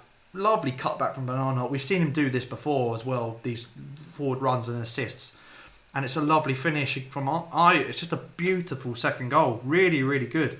Let's have a bit of chat. Let's get on the chat and let's have a discussion with you guys. Yeah, sorry, mate. I was just getting some water. Thomas, I agree, mate. Stunning free kick from Luca. And we know he's the sort of guy who can do that on his day. Really good from set pieces. The one thing that worried me is that the fact that they're at 6 corners, we dominated most of the play, but once we started to sit back, they broke us down more than I would like to see. Brendan, to be fair though, mate, I think that we let them do that. 2-0 up, we let them have the ball. Yes, they're going to come with a bit of intensity because they have to. They have to come at us. They have to win this game, really, when you look at the fixtures they've got coming up. So they need 3 goals. So to see them start getting corners and start, it's fine. We expect that. I'm confident with Cahill and Dan at the back organising things. 3 clean sheets in a row, on course, 45 minutes away from a 4th in a row. We're in a really good spot right now. So I wouldn't be too worried about them getting better at the end of the half, because I do think that obviously a goal changes everything, and that is something we've got to bear in mind. But I do think if that happens, we'll just turn the intensity on again and come back at them. And I'm just confident that we'd be able to see this through right now. I am. And Brooks has been their shining light, which is incredible for a player who's not played for 8 odd months. He's been the one standout for me. I've been impressed with Brooks. Can you shout out Palace man for me to thank him? Don't know who you mean, Charlie. AMG, this national TV free to watch, and the Mighty Palace play like this. It's just a match made in heaven, right? Palace playing like this, 2-0 up at half time, come back from the Premier League restart is away. It's lovely. It's lovely. Oh yeah, see, look, Bournemouth are away to Wolves next, Newcastle at home, which is a big game, but they got United, Spurs, Leicester, Man City, and then Southampton and Everton. I mean, they have to beat us. They had to come into this beating us, otherwise they are looking in big doo-doo. I've got to be honest. Haven't had 4 straight top-flight clean sheets since 1970. Wow, it just shows how well we're defending right now. Cahill has been such a revelation in our defence, man. We've always been quite solid the last few seasons, but Cahill's taken it to another level. What a signing he's been. One thing I would like to see us do is perhaps just try not to lose our heads, basically, because with players like Ayew and Wilf have started doing niggly fouls. We've given away quite a few fouls, I think, towards the end of the half as well. That is one thing I would like to see us cut down on, and hopefully, as we mentioned already, and as I mentioned in my Palace Daily I've done, with the news from Roy that he'd looking to bring more youth players into the setup during this run-in that we've got. I would like him to stay true to that and bring on a couple of youngsters in the second half at some point, because we're obviously in such a good spot right now. If it stays like this for the next 10, 15, 20 minutes, we could see some youngsters coming on the pitch. Would be great if we could get Pierrick more game time. And Mitchell making his debut for the club. I'd love to see that. What did you make of Brighton snatching a win, says Owen? Typical Arsenal. You can't rely on Arsenal to do anything. I do think that they're still in danger, Brighton, but with 5 points clear of the drop now, that is a massive win for them, of course. They have still got a very tricky run in, so they're not out of the woods yet. It's just unfortunate, It's not what you wanted to see, but to be honest, I was expecting them to get a point. I did think they would get a point because it's Arsenal, and Arsenal are just so bad at the moment defensively. You've always got a chance to at least score. So, it was a game that probably they didn't deserve anything from, but came away with the win. So, are you streaming Man U versus Sheffield? No, mate. Only Palace games in here, I'm afraid, because obviously Palace channel. How did you feel when you conceded against Brighton at Selhurst? Pretty bad, mate, but then Sahal went up the other end and showed why he's had Brighton in his back pocket for the whole town of Brighton in his back pocket for the last 5-6 years. So it wasn't the end of the world, mate. One more goal and they will win, says Ben. I can't see that. It's a big claim. Obviously, we know how much things can change, in football, and a goal could change everything. They could go up and get a quick second, and all of a sudden, bang, it's 2-2. Who's gonna win this? But if the first half is anything to go off of, they need to start the second half quickly. They need to start with intensity. They need to play like we play, basically, and be threatening from the off. And I can't see it at the moment. I really can't. Showing the fixtures here, our next game's obviously Wednesday night, 8:15, away to Liverpool. Liverpool can win the league there against us. They can win the league. QS Digital, evening. Welcome, mate. Oliver, can you do Premier League predictions?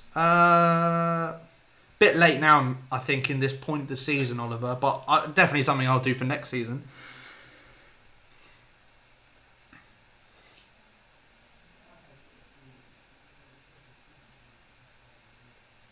Oh, Brendan, I get you, mate. Yeah, in that case, if we do get one more... Yeah, absolutely. I think the game's... You're right, it's not completely over now, but I do think one more goal and it's definitely done. 3-0, there's no way they're getting anything out of it, Bournemouth. If we get an early goal, the way we're playing, I can't see Bournemouth doing anything.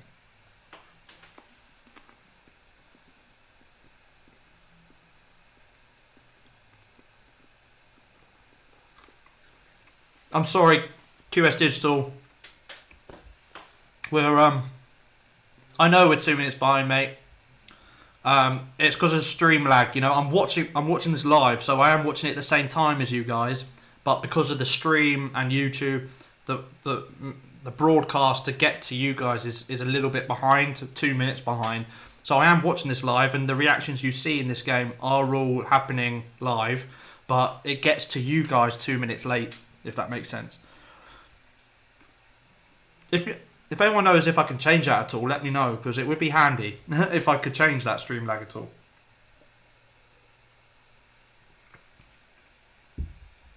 Aiden, if I could sign one player, who would it be? I'd probably go Eze from QPR right now. I think he'd be absolute baller.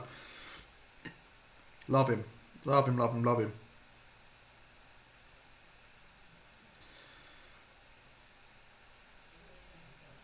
Yeah, Maka tends to get a little bit fatigued because of how much effort he puts in to the games. And 200th appearance, I think he's been doing fantastically well. He's been an incredible servant of the club, and long may it continue. But yeah, midfielders, Max Meyer coming in, perhaps could be a thing, something we see. Where do you think Palace will place? We're 9th with this win. We go above Arsenal. Love to see it. Where will we finish the end of the season? We've got tricky games coming up. We've still got Liverpool midweek. We've got Man United, Chelsea and Spurs still to play. A couple of winnable games like Burnley in there as well.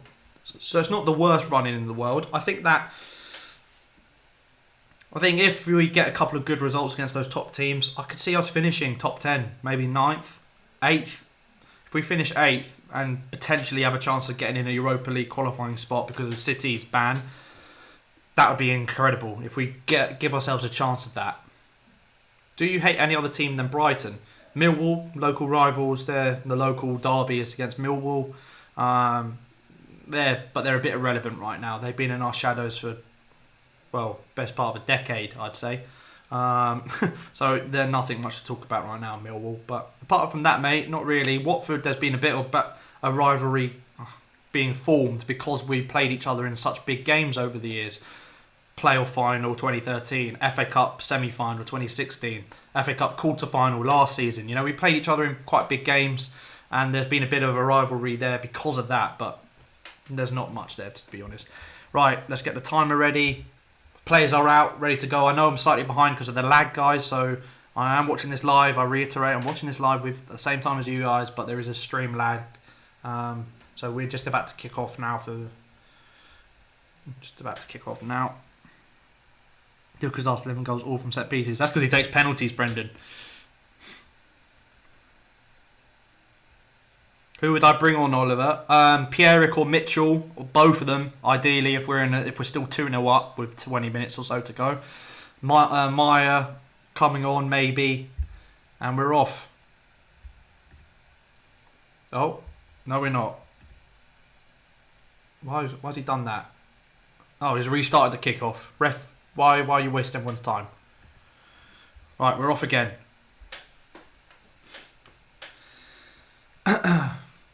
Right, same again, Palace. I'd say we start exactly the same way we started the first half, and if we can do a carbon copy, start off strong. If we get a goal, great. If we don't, not the end of the world. We're 2-0 up. And then have that sort of 15-20 minute start that we had. Won a free kick early on there. Great stuff from Luca. Take your time on the free kick as well, lads. No need to rush. And then we'll go back into the way we did at the end of the half and kind of let them have the ball a bit more. cancel stuff out when they get to the final third, but stay compact, solid. Can't complain with that. So I'd love us to do the same sort of, play exactly the same way we did the first half. Carbon copy. Easier said than done, of course, but it all depends on how Bournemouth play, to be honest. It's more the way Bournemouth come out and attack us, or how they set up tactically different. That dictates what we'll do, in my opinion. Started off well, though. Foot on the ball, won it back early, won a free kick, and now we're in Bournemouth's half. Zaha muscled off. Maka sweeps up a poor pass from Lerma, though. Oh, poor from Maka. Oh, well done. Massive challenge from Cahill. Right, we don't want this. Just don't let them get carried away. Get the bodies back. Get compact. Don't let them have anything. No shots. No crosses. Well defended there, Wardy.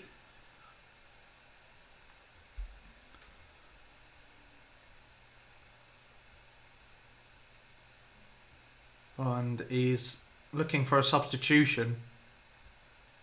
King's going like this. And apparently VAR are checking a red card. Red card? He got the ball cleanly, though. It's not a red card. No way. He's got the ball plumb. That's not a red. It could be a yellow, but not a red.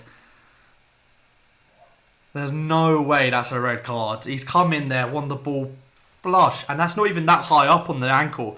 That's just above the boot. It's not even like above the ankle. It looks bad, but there's nothing in that.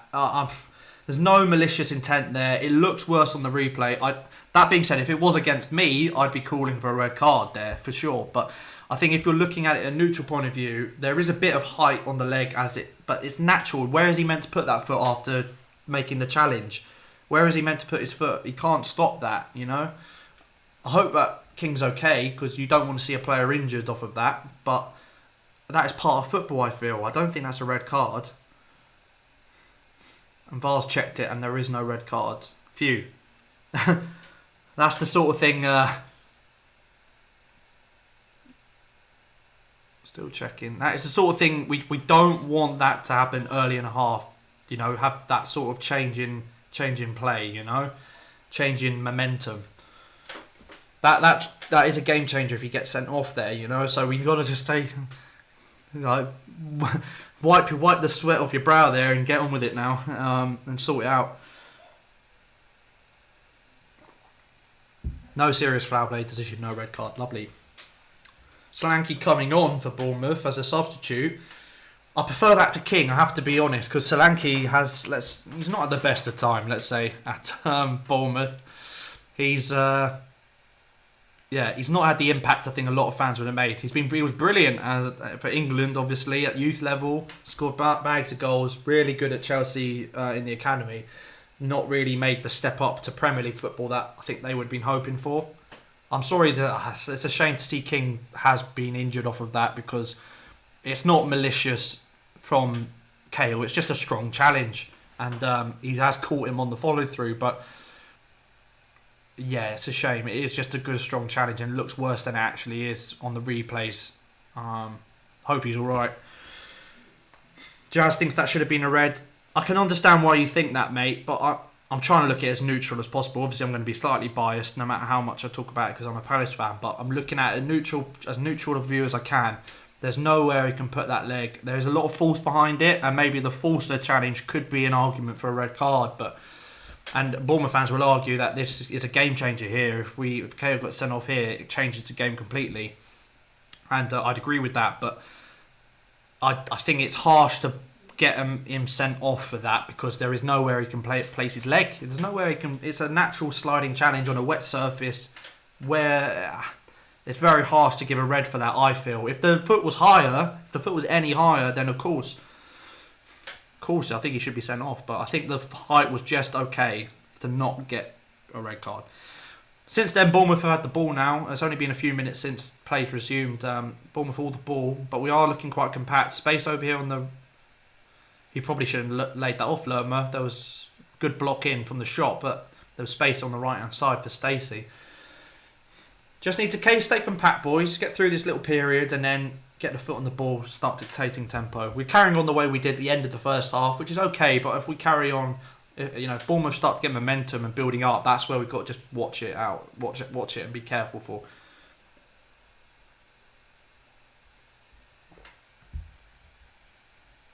That's not a foul. Well done, ref.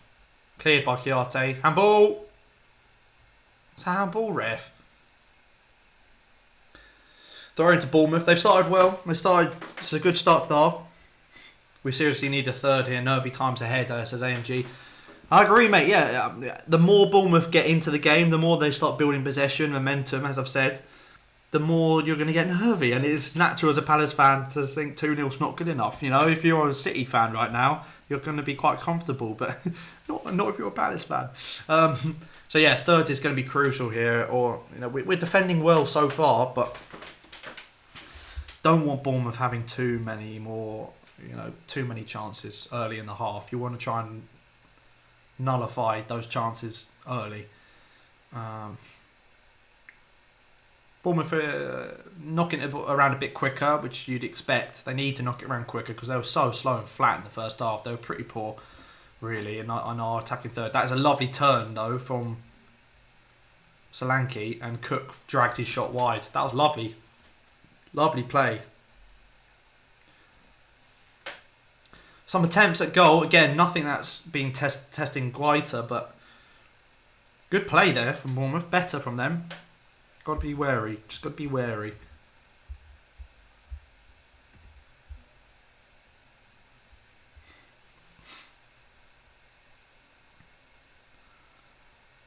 Yeah, Oli on tour, I agree, mate. If Bournemouth do get anything out of this, to get to be 2 goals behind, and we've not seen it since the Premier League's come back, for a team to be behind by 2 goals and come back and get a point in the first game back, fair play to them, because it must be some half-time team talk he's given. Oh, ref, never a foul. Macca, oh, God's sake, Brooks. You're a great player, mate. Don't need to be doing that. Come on. That's not a foul. Dangerous area for a corner as well.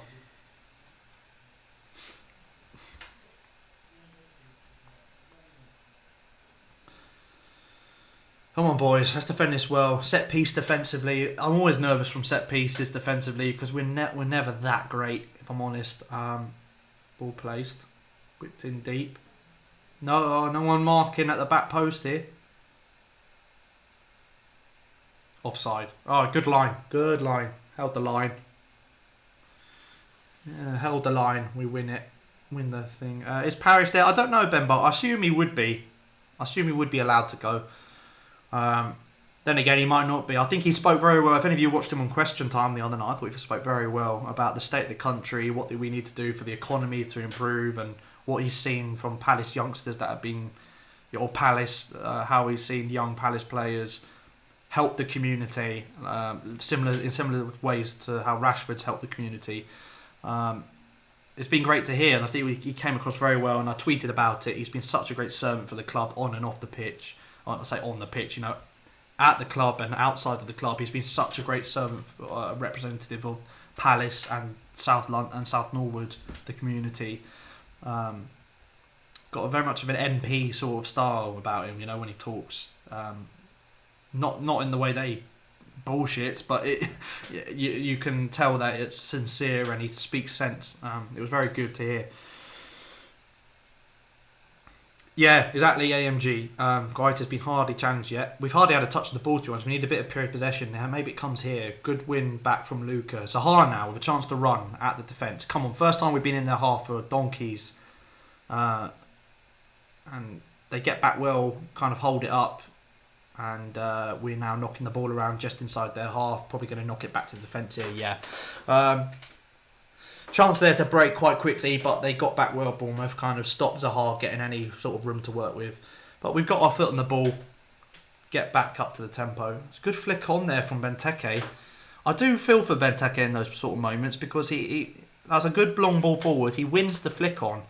There was no one there running in behind, and he gets criticised a lot for his work ethic and on the pitch, like how much work he puts in. But when he does things right, like headers, which he's so good at in the air, winning those sort of headers, he has no one in and around him to, work off of. Be interesting to know your thoughts in the comments, guys, about Benteke. If you or in the chat, sorry, if you agree, or if you think that his time's up, or if you think that he's been harshly treated or fairly treated.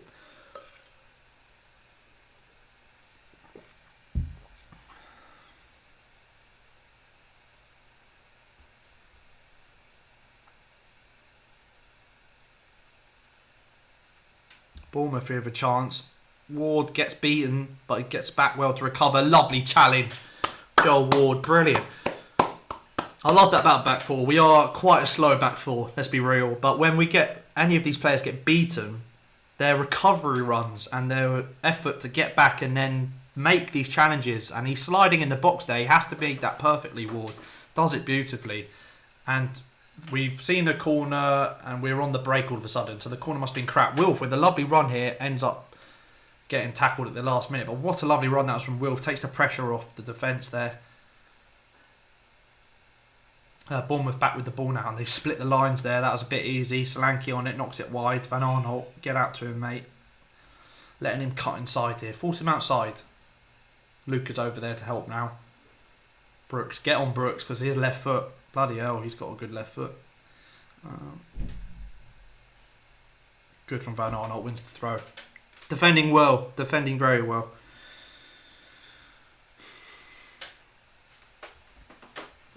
Yeah, exactly. Water breaks and subs helps to stop momentum, and it only helps us that now. When you're 2 goals up, those water breaks, we're going to have a water break in, what, about 5 minutes or so?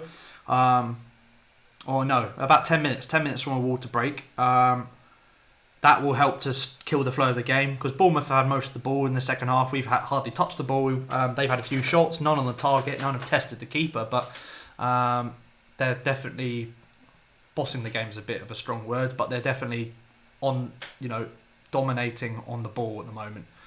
Lovely little layoff from Brooks, but again, great tracking from Ayew. Defensively, the forwards, the way they're coming back to help the defence and tracking those runners from deep. Brilliant, brilliant, brilliant. So happy to see the way we're playing right now, because defensively we're looking sound. They've not caused us any problems as of yet. Got a corner to deal with here.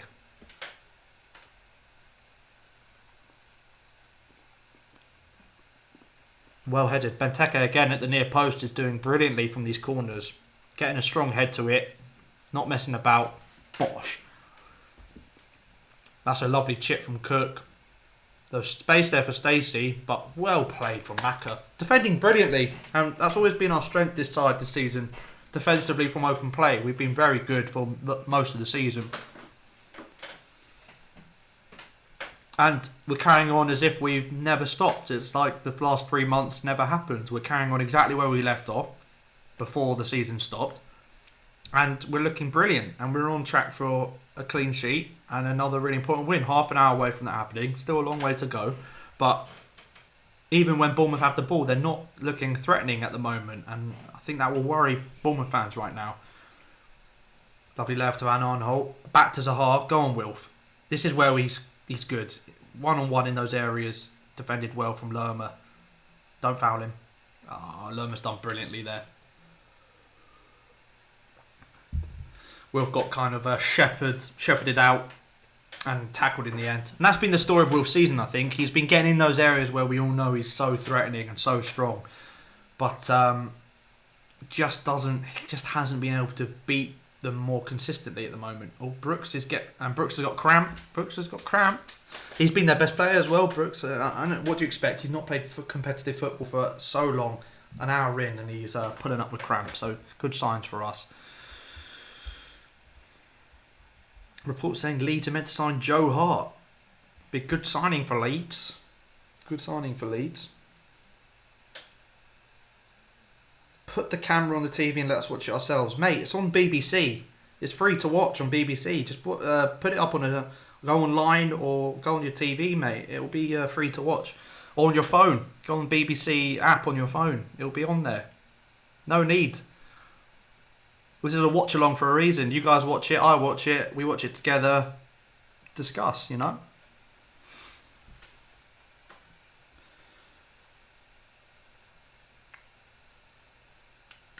Palace with possession now. It's been quite a dull second half, but that's exactly what I wanted to see. Oh, nervy back pass. Cleared by Guaita. Good holder. Oh, that's not a hand. Oh, he's offside. I thought he gave it for a handball there from Benteke. Lovely little run. Stanislas coming on for Brooks. Obviously, that cramp was the sign that we needed, and I'm happy about that, actually.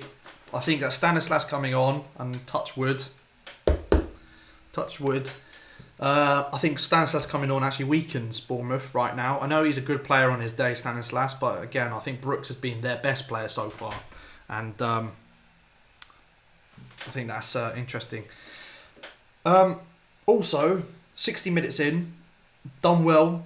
They've not caused us an issue at the start of this half. A couple of half chances with shots from outside the box, but none on target.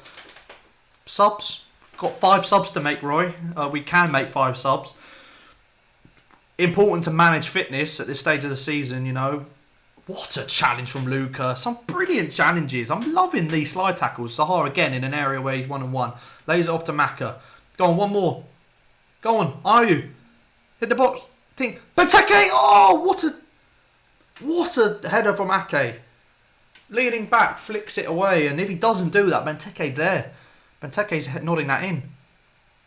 First chance, real chance, I think, for us in the final third, and we didn't really get on the end of it. But yeah, we've got 5 potential subs to make with fitness potentially an issue.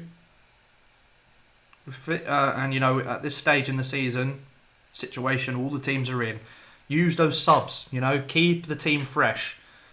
We've got youngsters on the bench who are there to want to make an impact, who want to show their worth to the team, and that they have a chance that they can, and to show that they can make an impact in this side in the Premier League. Give them a run out. This is a perfect time to do it. Oh my God, Solanke's just wrecked Van Arnholt. But again, covering challenges. The way we've covered and read the play. Luca, he got skinned there, Van Arnholt, but Luca was already positioned in the right spot for him to run across and make the slide challenge. Been really impressed with that. Been really impressed. Another corner, and the Bournemouth have had a lot of corners this game, definitely, but we've dealt with them okay so far. Will Benteke, again, near post. He's been brilliant at the near post, Benteke. They beat the near post this time. Ooh, Ake wins the header straight at Vicente. First shot on target for them, comfortable. And both players, and Ake down with a head injury, looks in a bit of discomfort. Collides head with Luca, hits the back of Luca's head. No, it wasn't Luca. I think it was Cahill. Yeah. Yes, it's Cahill.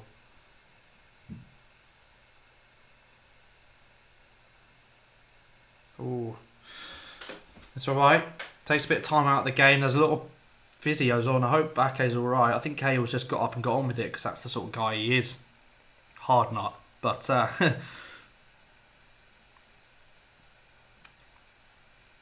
there's a lot of championship chat in the chat. I'm okay about it, guys. I'm okay about a lot of championship chat, but interesting that you would choose a Palace watch along to bring it up.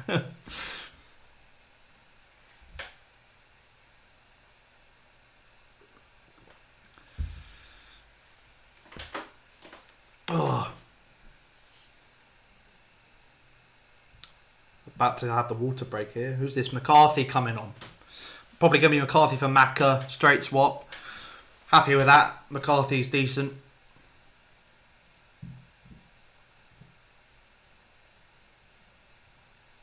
Was it Luca? Oh, Luca. It's Luca coming off. Well, to be fair, McCarthy, when Luca was out of the team for a brief period, he obviously filled in for Luca, and that was one of our best runs when we got those 2 wins against Newcastle and Watford, I believe, was when McCarthy was in ahead of Milivojevic because Milivojevic was suspended for yellow cards. So Luca coming off as we put in a big shift. He's our captain, leader. You want him fresh for the next game in midweek. There's obviously, because we're playing midweek, you'd want a few more subs, definitely. McCarthy coming on, like for like change. I'm happy with that.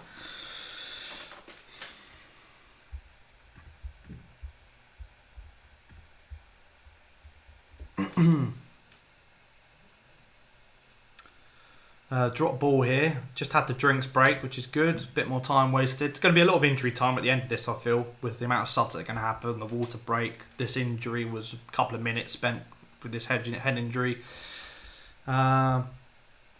But getting to the stage now where squeaky bum time for Bournemouth. In fact, let me just turn on the lights, guys, in here at the moment. It's a little bit dark now. Benteke with the ball. 1 second. Let's just watch this out. Are you just holding the ball now? Bournemouth got back really quickly there. Is he onside? No. Kiarte's offside. Just 1 second.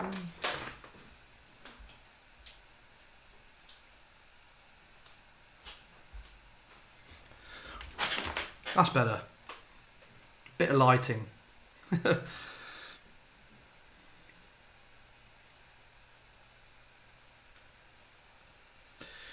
Need to just watch it, make sure this game doesn't get away from us at all. You know, I say get away from us, we're 2-0 up, but you know what I mean. You want to make sure that we don't turn it into a game where, you know, you're getting loads of cards and, you know.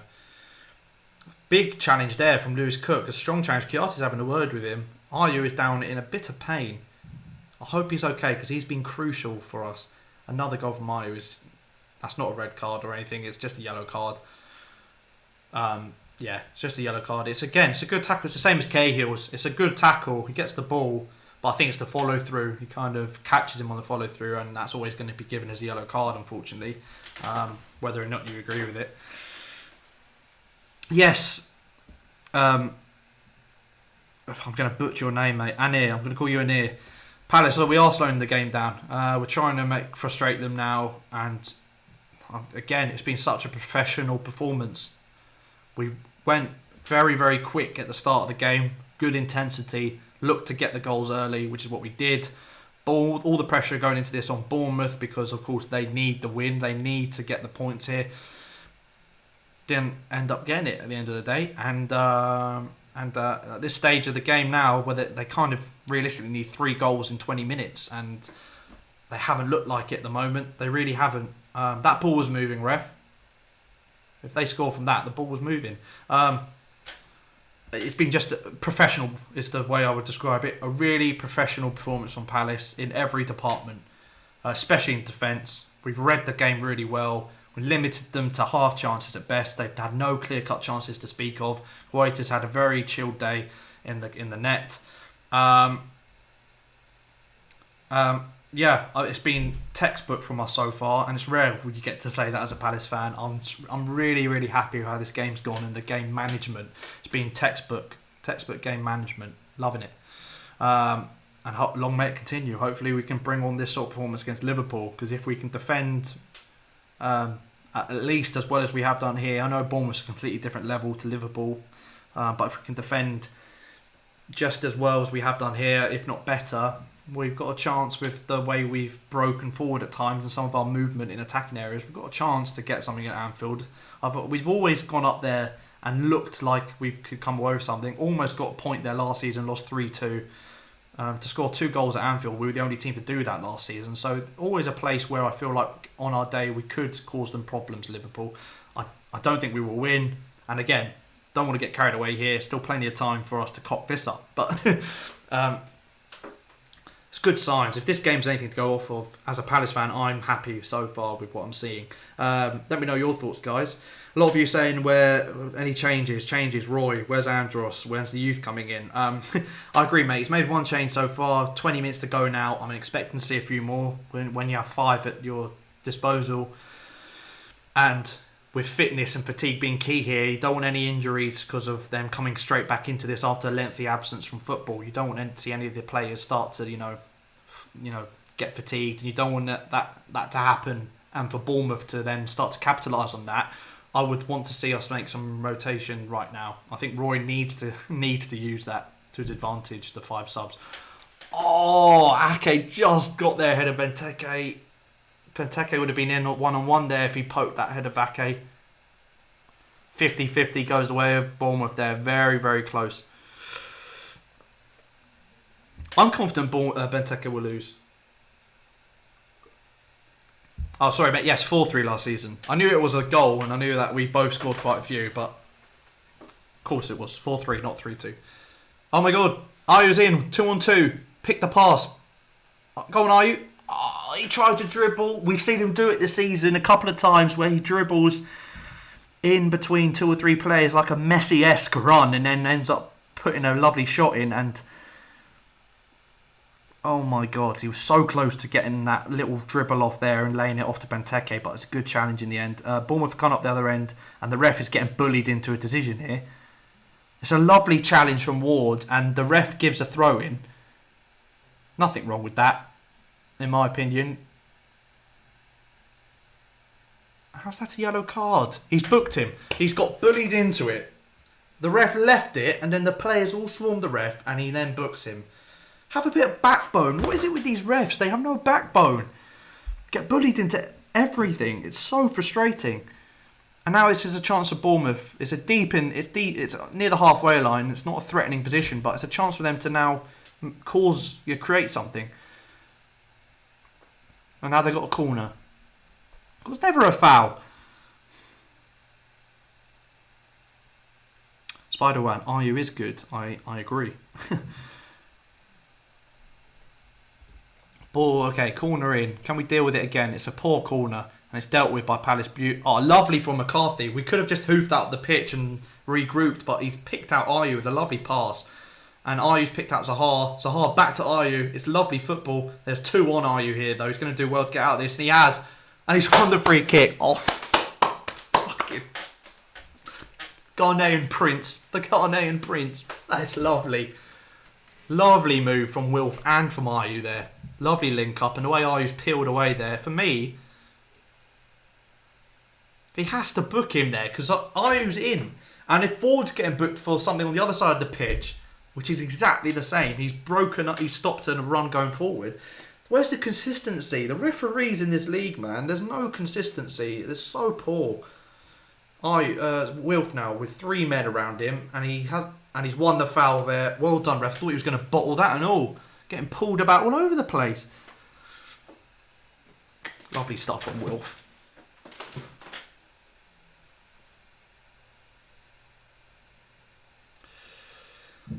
Jordan, are you? Jordan, are you?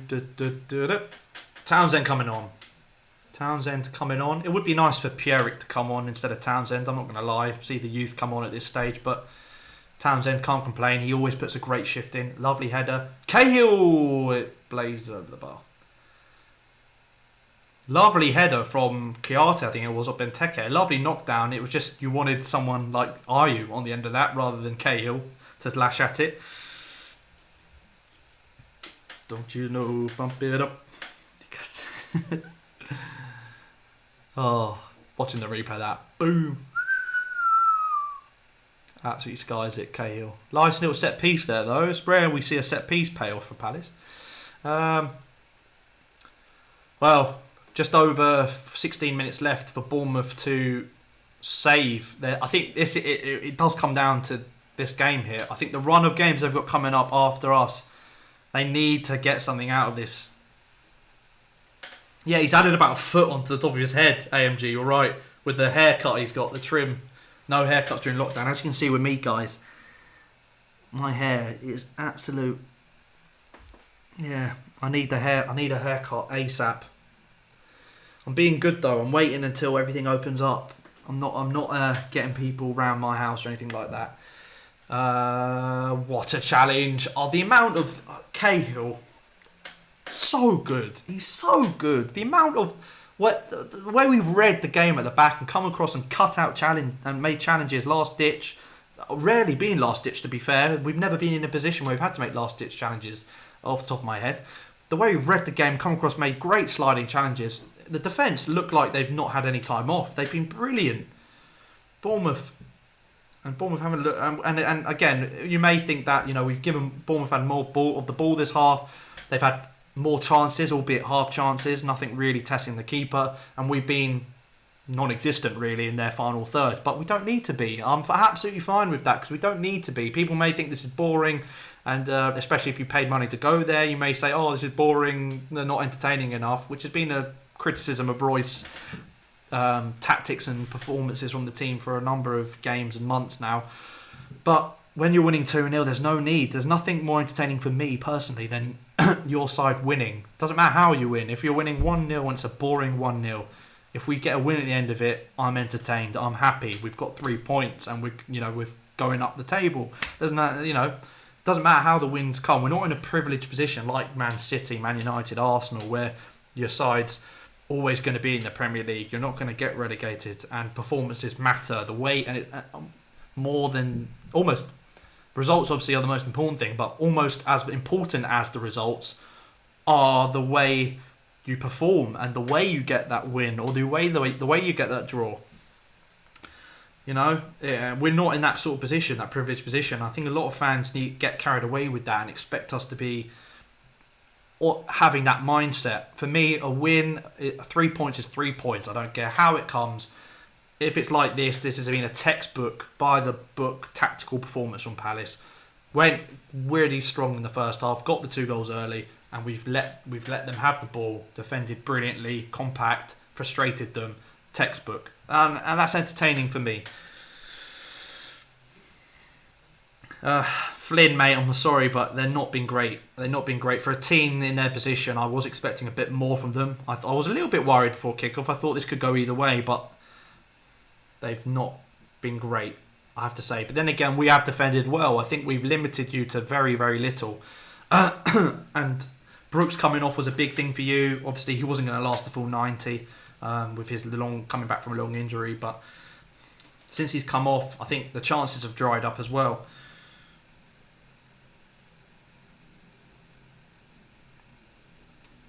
Alan, have you got a bet over 2.5 goals? Again, letting them have the ball here. We've got 11 men behind the ball, 11 men in our half, but pressing them, we're still pressing them well. That was a nice little layer from Solanke, but Zaha, the way he's tracked back there, and are you coming to help him? And now McCarthy, we're hunting in packs. And that was a first real little breakthrough. We put the challenge in, but the ball bobbled out to Stanislas on his left foot. Tried to bend it into the far corner, but just sliced it wide.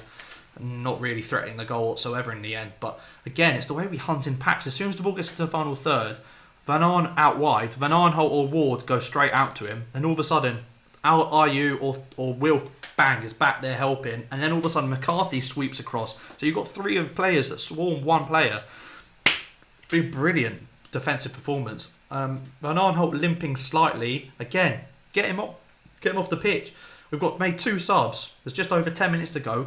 Make all 5. Get another 3 players on. Why not? The game's done now. The game's done. 10 minutes to go. I can't see Bournemouth doing it. Yes, mate. A clean sheet would be massive. 4 clean sheets in a row would be a record-breaking feat for us in the top flight. I'd love that as well. Wilf on the ball, running into space now, which is what you love to see as a Palace fan. Lays it off. Love that, man. Yeah, get Pierrick and Mitchell on. Why not? We're in that position. Give them 10 minutes. I'm confident they're both not going to mess it up with 10 minutes to go. They're decent young players who have got great potential. I think they'll be fine.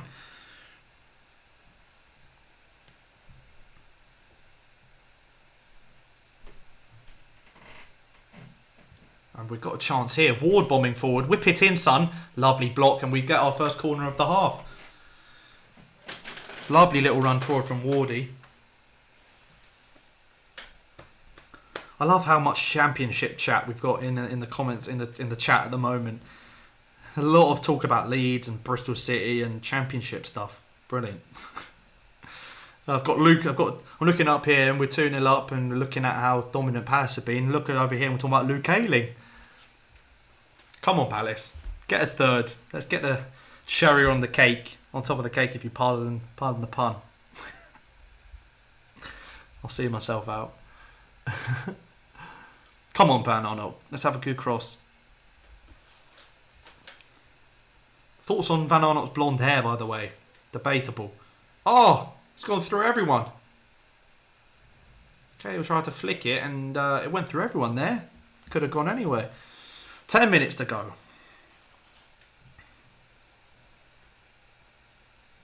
I hope he realises that we can make 5 subs. I'd like him to make a couple more just to keep the rotation, keep the fatigue from setting in on some of these players, because you don't want any injuries to start coming up against Liverpool or anything like that. Don't risk it. These players have run their hearts out. The effort we put in defence. I I say effort we put in, we haven't been put under that much pressure, in all honesty. But the way we've worked as a team, and the way we've got into groups and hunted in packs when we haven't had the ball, and when Bournemouth are in our final third, it's taking a bit of energy out of us. And you've got to manage that. As a manager, you've got to make sure we rotate and keep players fit. And I think Roy has to look at that right now and not worry. He's worried about the win first and foremost, and I get that. But 2-0, the way Bournemouth are playing right now, yes, they've had a lot of the ball, but they're not doing anything with it. And we're looking comfortable. And as long as Cahill and Dan are in the middle dictating things at the back, get the youngsters on, get the rotation. We'll be fine, Roy. And someone needs to tell him.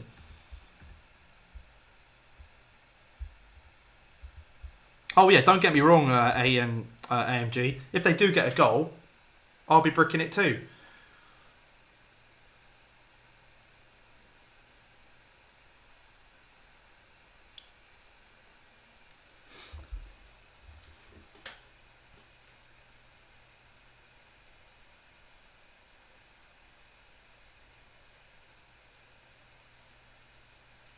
Bournemouth fans must be so disappointed with this. They haven't really created much worth talking about. We've defended well. No! That's debatable again. He stood his ground. That's not a foul. Same position that Lucas scored from in the first half. Just about. A little bit closer. Van Aanholt, though. That is a criticism of Van Aanholt. He gives away sloppy fouls, but I do think he's a little bit hard done by there. He does get sucked in. Jermaine Genius is right on commentary. He does get sucked in, but that's a bit harsh. Harvey, you're going to watch Match of the Day tonight? Maybe, mate. Free kick. Don't be silly, boys. Come on, Graite. Stanislas over it. Not as good as Luca. A goal here changes everything. Let's just deal with this.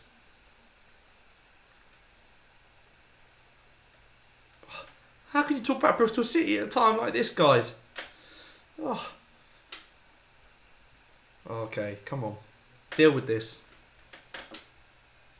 Stanislas over it.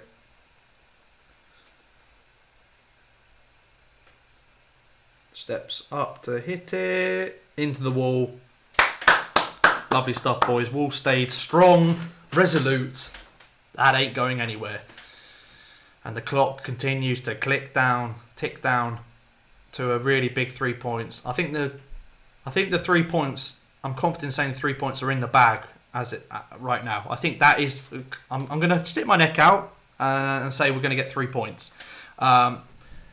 Thing that I'm looking out for now is a clean sheet, and I think the back four, the way they're playing, the way they're challenging everything, they're being touch tight, no pressure in the final third, and being so solid and strong and resolute. I think that they definitely want that clean sheet as well. It's obvious to see that they almost care more about the clean sheet than the 3 points. Come on, Palace, one more.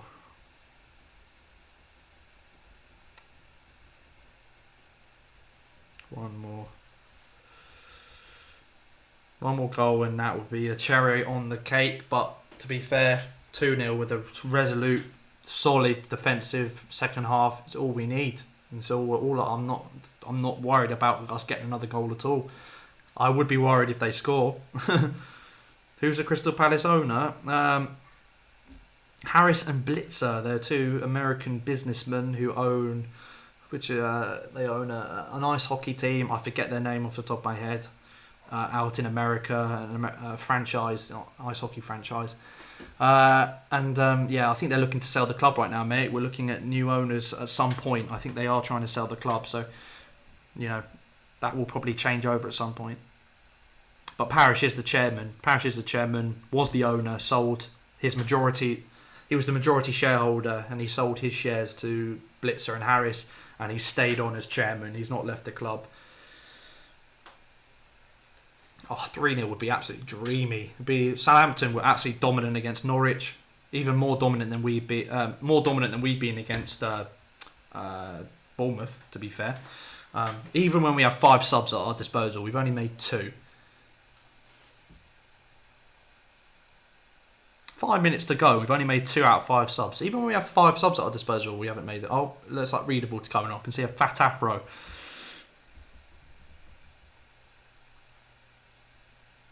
Lovely. Yellow card for Lerma. Free kick halfway into Bournemouth's half. Life is good. Life is good.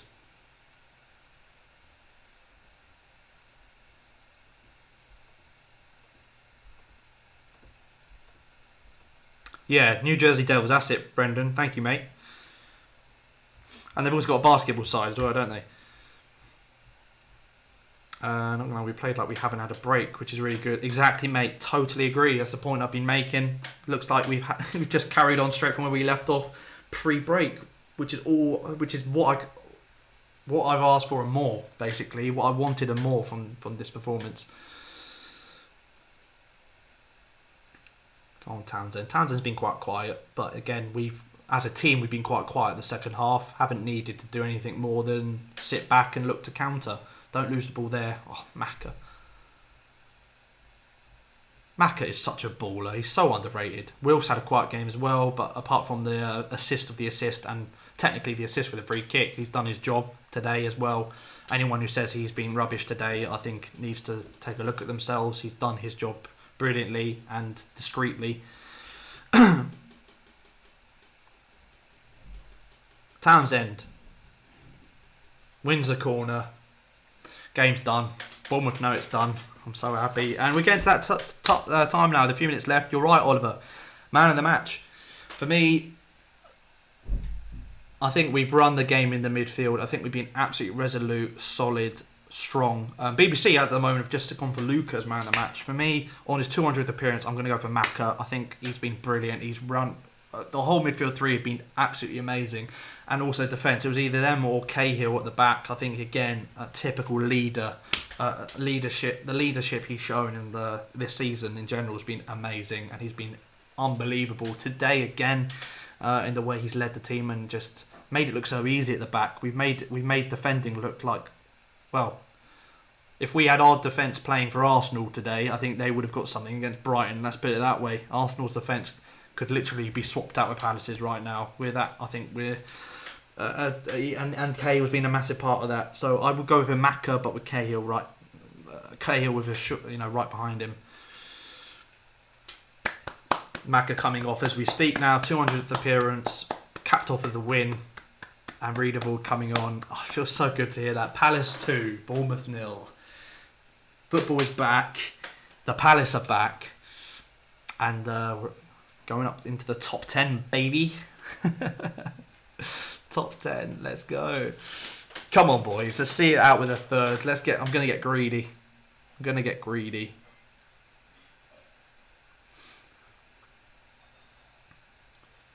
Bournemouth with the ball now, but it's a hard tracking back brilliantly. He does give away a foul. Oh! We win the foul. That's questionable there. I don't know what the ref's given that for. I'll take it though, absolutely. Yeah, Brendan, it's an absolutely missed opportunity. Against Bournemouth, 2-0 up, with 20 minutes to go. Get Pierrick on. Readable, of course, I like seeing him on the pitch. He's very, very reliable. I like him. He's a great player, but... Pierrick, Mitchell, Tavares, got these young players on the bench, and Roy has said, I'm going to give them a chance. There's no better time to bring on these players than now, in my opinion. So I'm a bit that is the one criticism I have to make of Roy today, would be not bringing on youngsters in this scenario. I think it's a good time to bring them on. Then again, getting our return to the Premier League, our return to the season underway with a win is probably really crucial. It is really crucial. It's not probably, it is really crucial. So Roy will want to, Roy will probably care more about the win than young players getting developed. I think as soon as we're mathematically safe, he'll then bring on the youth more. I think that's what he's going to do. Palace is so good at time wasting when we're winning. We're very good at it. And even when we're not, we defend brilliantly anyway. 6 minutes of added time. That's why the timer's gone, guys. As soon as 45 minutes is up, the timer goes. 6 minutes added time. Should see this out if I was a youth player transfer, that's a bit far, mate. These guys are on the bench in the Premier League. They're getting minutes off the bench. Pierrick, for example, is getting minutes off the bench, albeit not for a while, but they're getting more game time than most youngsters in the league, I'd say. Traore's a beast. Traore's a beast, absolutely. We're in the corner now. Just sit back. Oh, absolutely class. Love it. Love it. We're so good at time wasting as well. You love to see it. I love winding up. I love winding up opposition teams, and when we're in this sort of scenario, it's so good. Worst thing in the world when you're playing against a team when you're like 2-0 down in injury time and they start time wasting. Bournemouth, though, I have to say, Bournemouth, I feel you're going down. I feel they're going down. As a roundup, I'm going to say it. I've said it like I'm like a broken record, but I'll say it again. As a roundup to this game, almost dropped it there as a foul of the keeper, though. White has been very quiet. I love him staring him down, Wilson. My quick review came out much better than Bournemouth, I thought. Good dictating the pace, tempo, scoring a beautiful free kick early on, following that up with a quick second with a lovely passing play, and then instantly after that good tempo, that good passing play, that good energy in the game, we've then gone back to what we know and back to our roots, which is being a good solid base in defence. Cahill this season's been amazing, and he's dictated that brilliantly in the first half. We let them have the ball. As soon as they got into the final third, we pressed the hell out of them and won it back, hunted in packs, and it worked brilliantly. Second half kicked off and we carried on where we ended the first half. Exactly the same way we ended the first half, and that's the way it's gone for the whole half. We've kind of sat back, let them have the ball. Quite boring for the neutral, I'm not going to lie, but for me, I'm loving it. Potential for a red card here, for an elbow swung in the face of Kiyate. I don't think it is. I think he's not looking at the ball. He's looking at the ball and he kind of just has his arm there because he knows Kiyate is coming at him. I don't think there's any malicious intent in that at all. Not a red card in my opinion. Be harsh on him. But I've been very happy with this. Very, very happy. Honestly, there's nothing I can. The only thing I can fault, if there's any fault that I can give, it would be that we've not put any youngsters on. I would love to have seen some youngsters in this scenario turn up in the Premier League away from home. You know, I'd love to see them given a run out. Not to be, I'm sure that will come later in the season at some point. At least I hope it does. But we're now literally a couple of minutes away from finishing up. I will be finishing this off, guys, as soon as it finishes. We've been live for over 2 hours now, 20 minutes. Just want to say to all of you watching, thank you so much, because this has been really, really fun. I've really enjoyed this. My first ever watch along on the channel. We've got off to a win, which is amazing. We're in the top 10. Amazing. Your support, amazing. So if you've enjoyed this, of course, give it a like, give it a thumbs up, share it out to your mates and family so they can watch this back and we can relive the moment. This is the best we can do, obviously, until vlogs. I can go and vlog the games again. So I'm so happy if you guys have enjoyed this. Of course, I will be trying. It's been a success in my opinion. I've enjoyed doing it and I'm happy that you've enjoyed it. If you have, comment below, give a like. And against Liverpool midweek, I'll probably do the same again. It probably won't be as long. I'll probably come live a few minutes before kick-off and then finish up at the end. But if you've enjoyed it, guys, let me know in the chat, or let me know if you'd like me to change anything. I think this has gone really well, and I'm really happy with obviously the way Palace have played. They've kind of made it a good day. It could have been a really bad day. It could have been a really bad day, a really bad way for the ruin to the rest of the weekend for me if they'd lost today. But they're just running the clock down. Just over a minute left for me now. Thank you guys. I love your support. You're all really fantastic. You're all fantastic. I really, really appreciate the support. Long may the videos continue, and hopefully long may your support continue. I really appreciate it. Bournemouth again, just not enough today, and it feels like that's the story of their season. This performance for me feels like it encapsulates their season. Any Bournemouth fans watching this on stream or at a later date, I just feel like you've not shown enough firepower up front. You've always relied on your goal scorers. King and Wilson have always been a threatening partnership up front. But when those goals dry up, the fact you keep leaking goals is telling. And coming back from behind, I think you've struggled, and you've looked like, when you've got into the final third, you get into some good areas, but you have a lack of ideas. There's a lack of link-up play, creating that extra yard of space. Again, Palace have defended very well and stopped Bournemouth doing that, but I think Bournemouth, to have any chance, need to get more link-up plays in the final third going forwards, because they look so lost. Their players are isolated when they get up the pitch. Very easy to defend against. Big puff of the cheeks from Eddie Howe there. He's not happy. And this is going to be the last bit of play before the whistle goes. Surely, corner to Bournemouth. Please keep the clean sheet, guys. There we go. Hoyt up the pitch. Oh my God. Zaha. Go on, Zaha. Go on, Zaha. 1-on-1. 3-0 to cap it off. Oh, he's been challenged by Smith. What a great chance that was. What a great chance that was to make it 3 right to death. Just finished the game now, ref. Don't be stupid.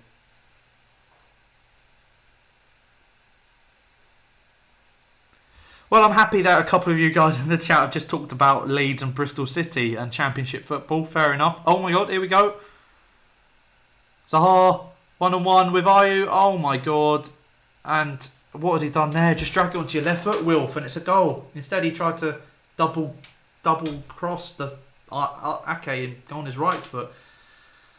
Just go on your left foot, drag it onto the left foot, bang. It's an easy goal. Oh, disappointing that. Disappointing that.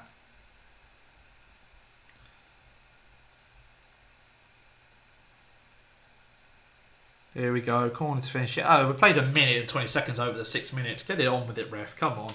Finish it. Keeping it in that corner. Love it. There we go. Final score. Palace 2. Palace 2. Bournemouth 0. I reiterate, guys, thank you so much for watching. Like, share, subscribe if you're new. The Palace are back. The Palace have won. The Palace are in the top 10 above Arsenal. Get in there. Thumbs up if you enjoyed the video. Like, share, subscribe, and I'll see you guys next time. Get in there, Palace. Happy days.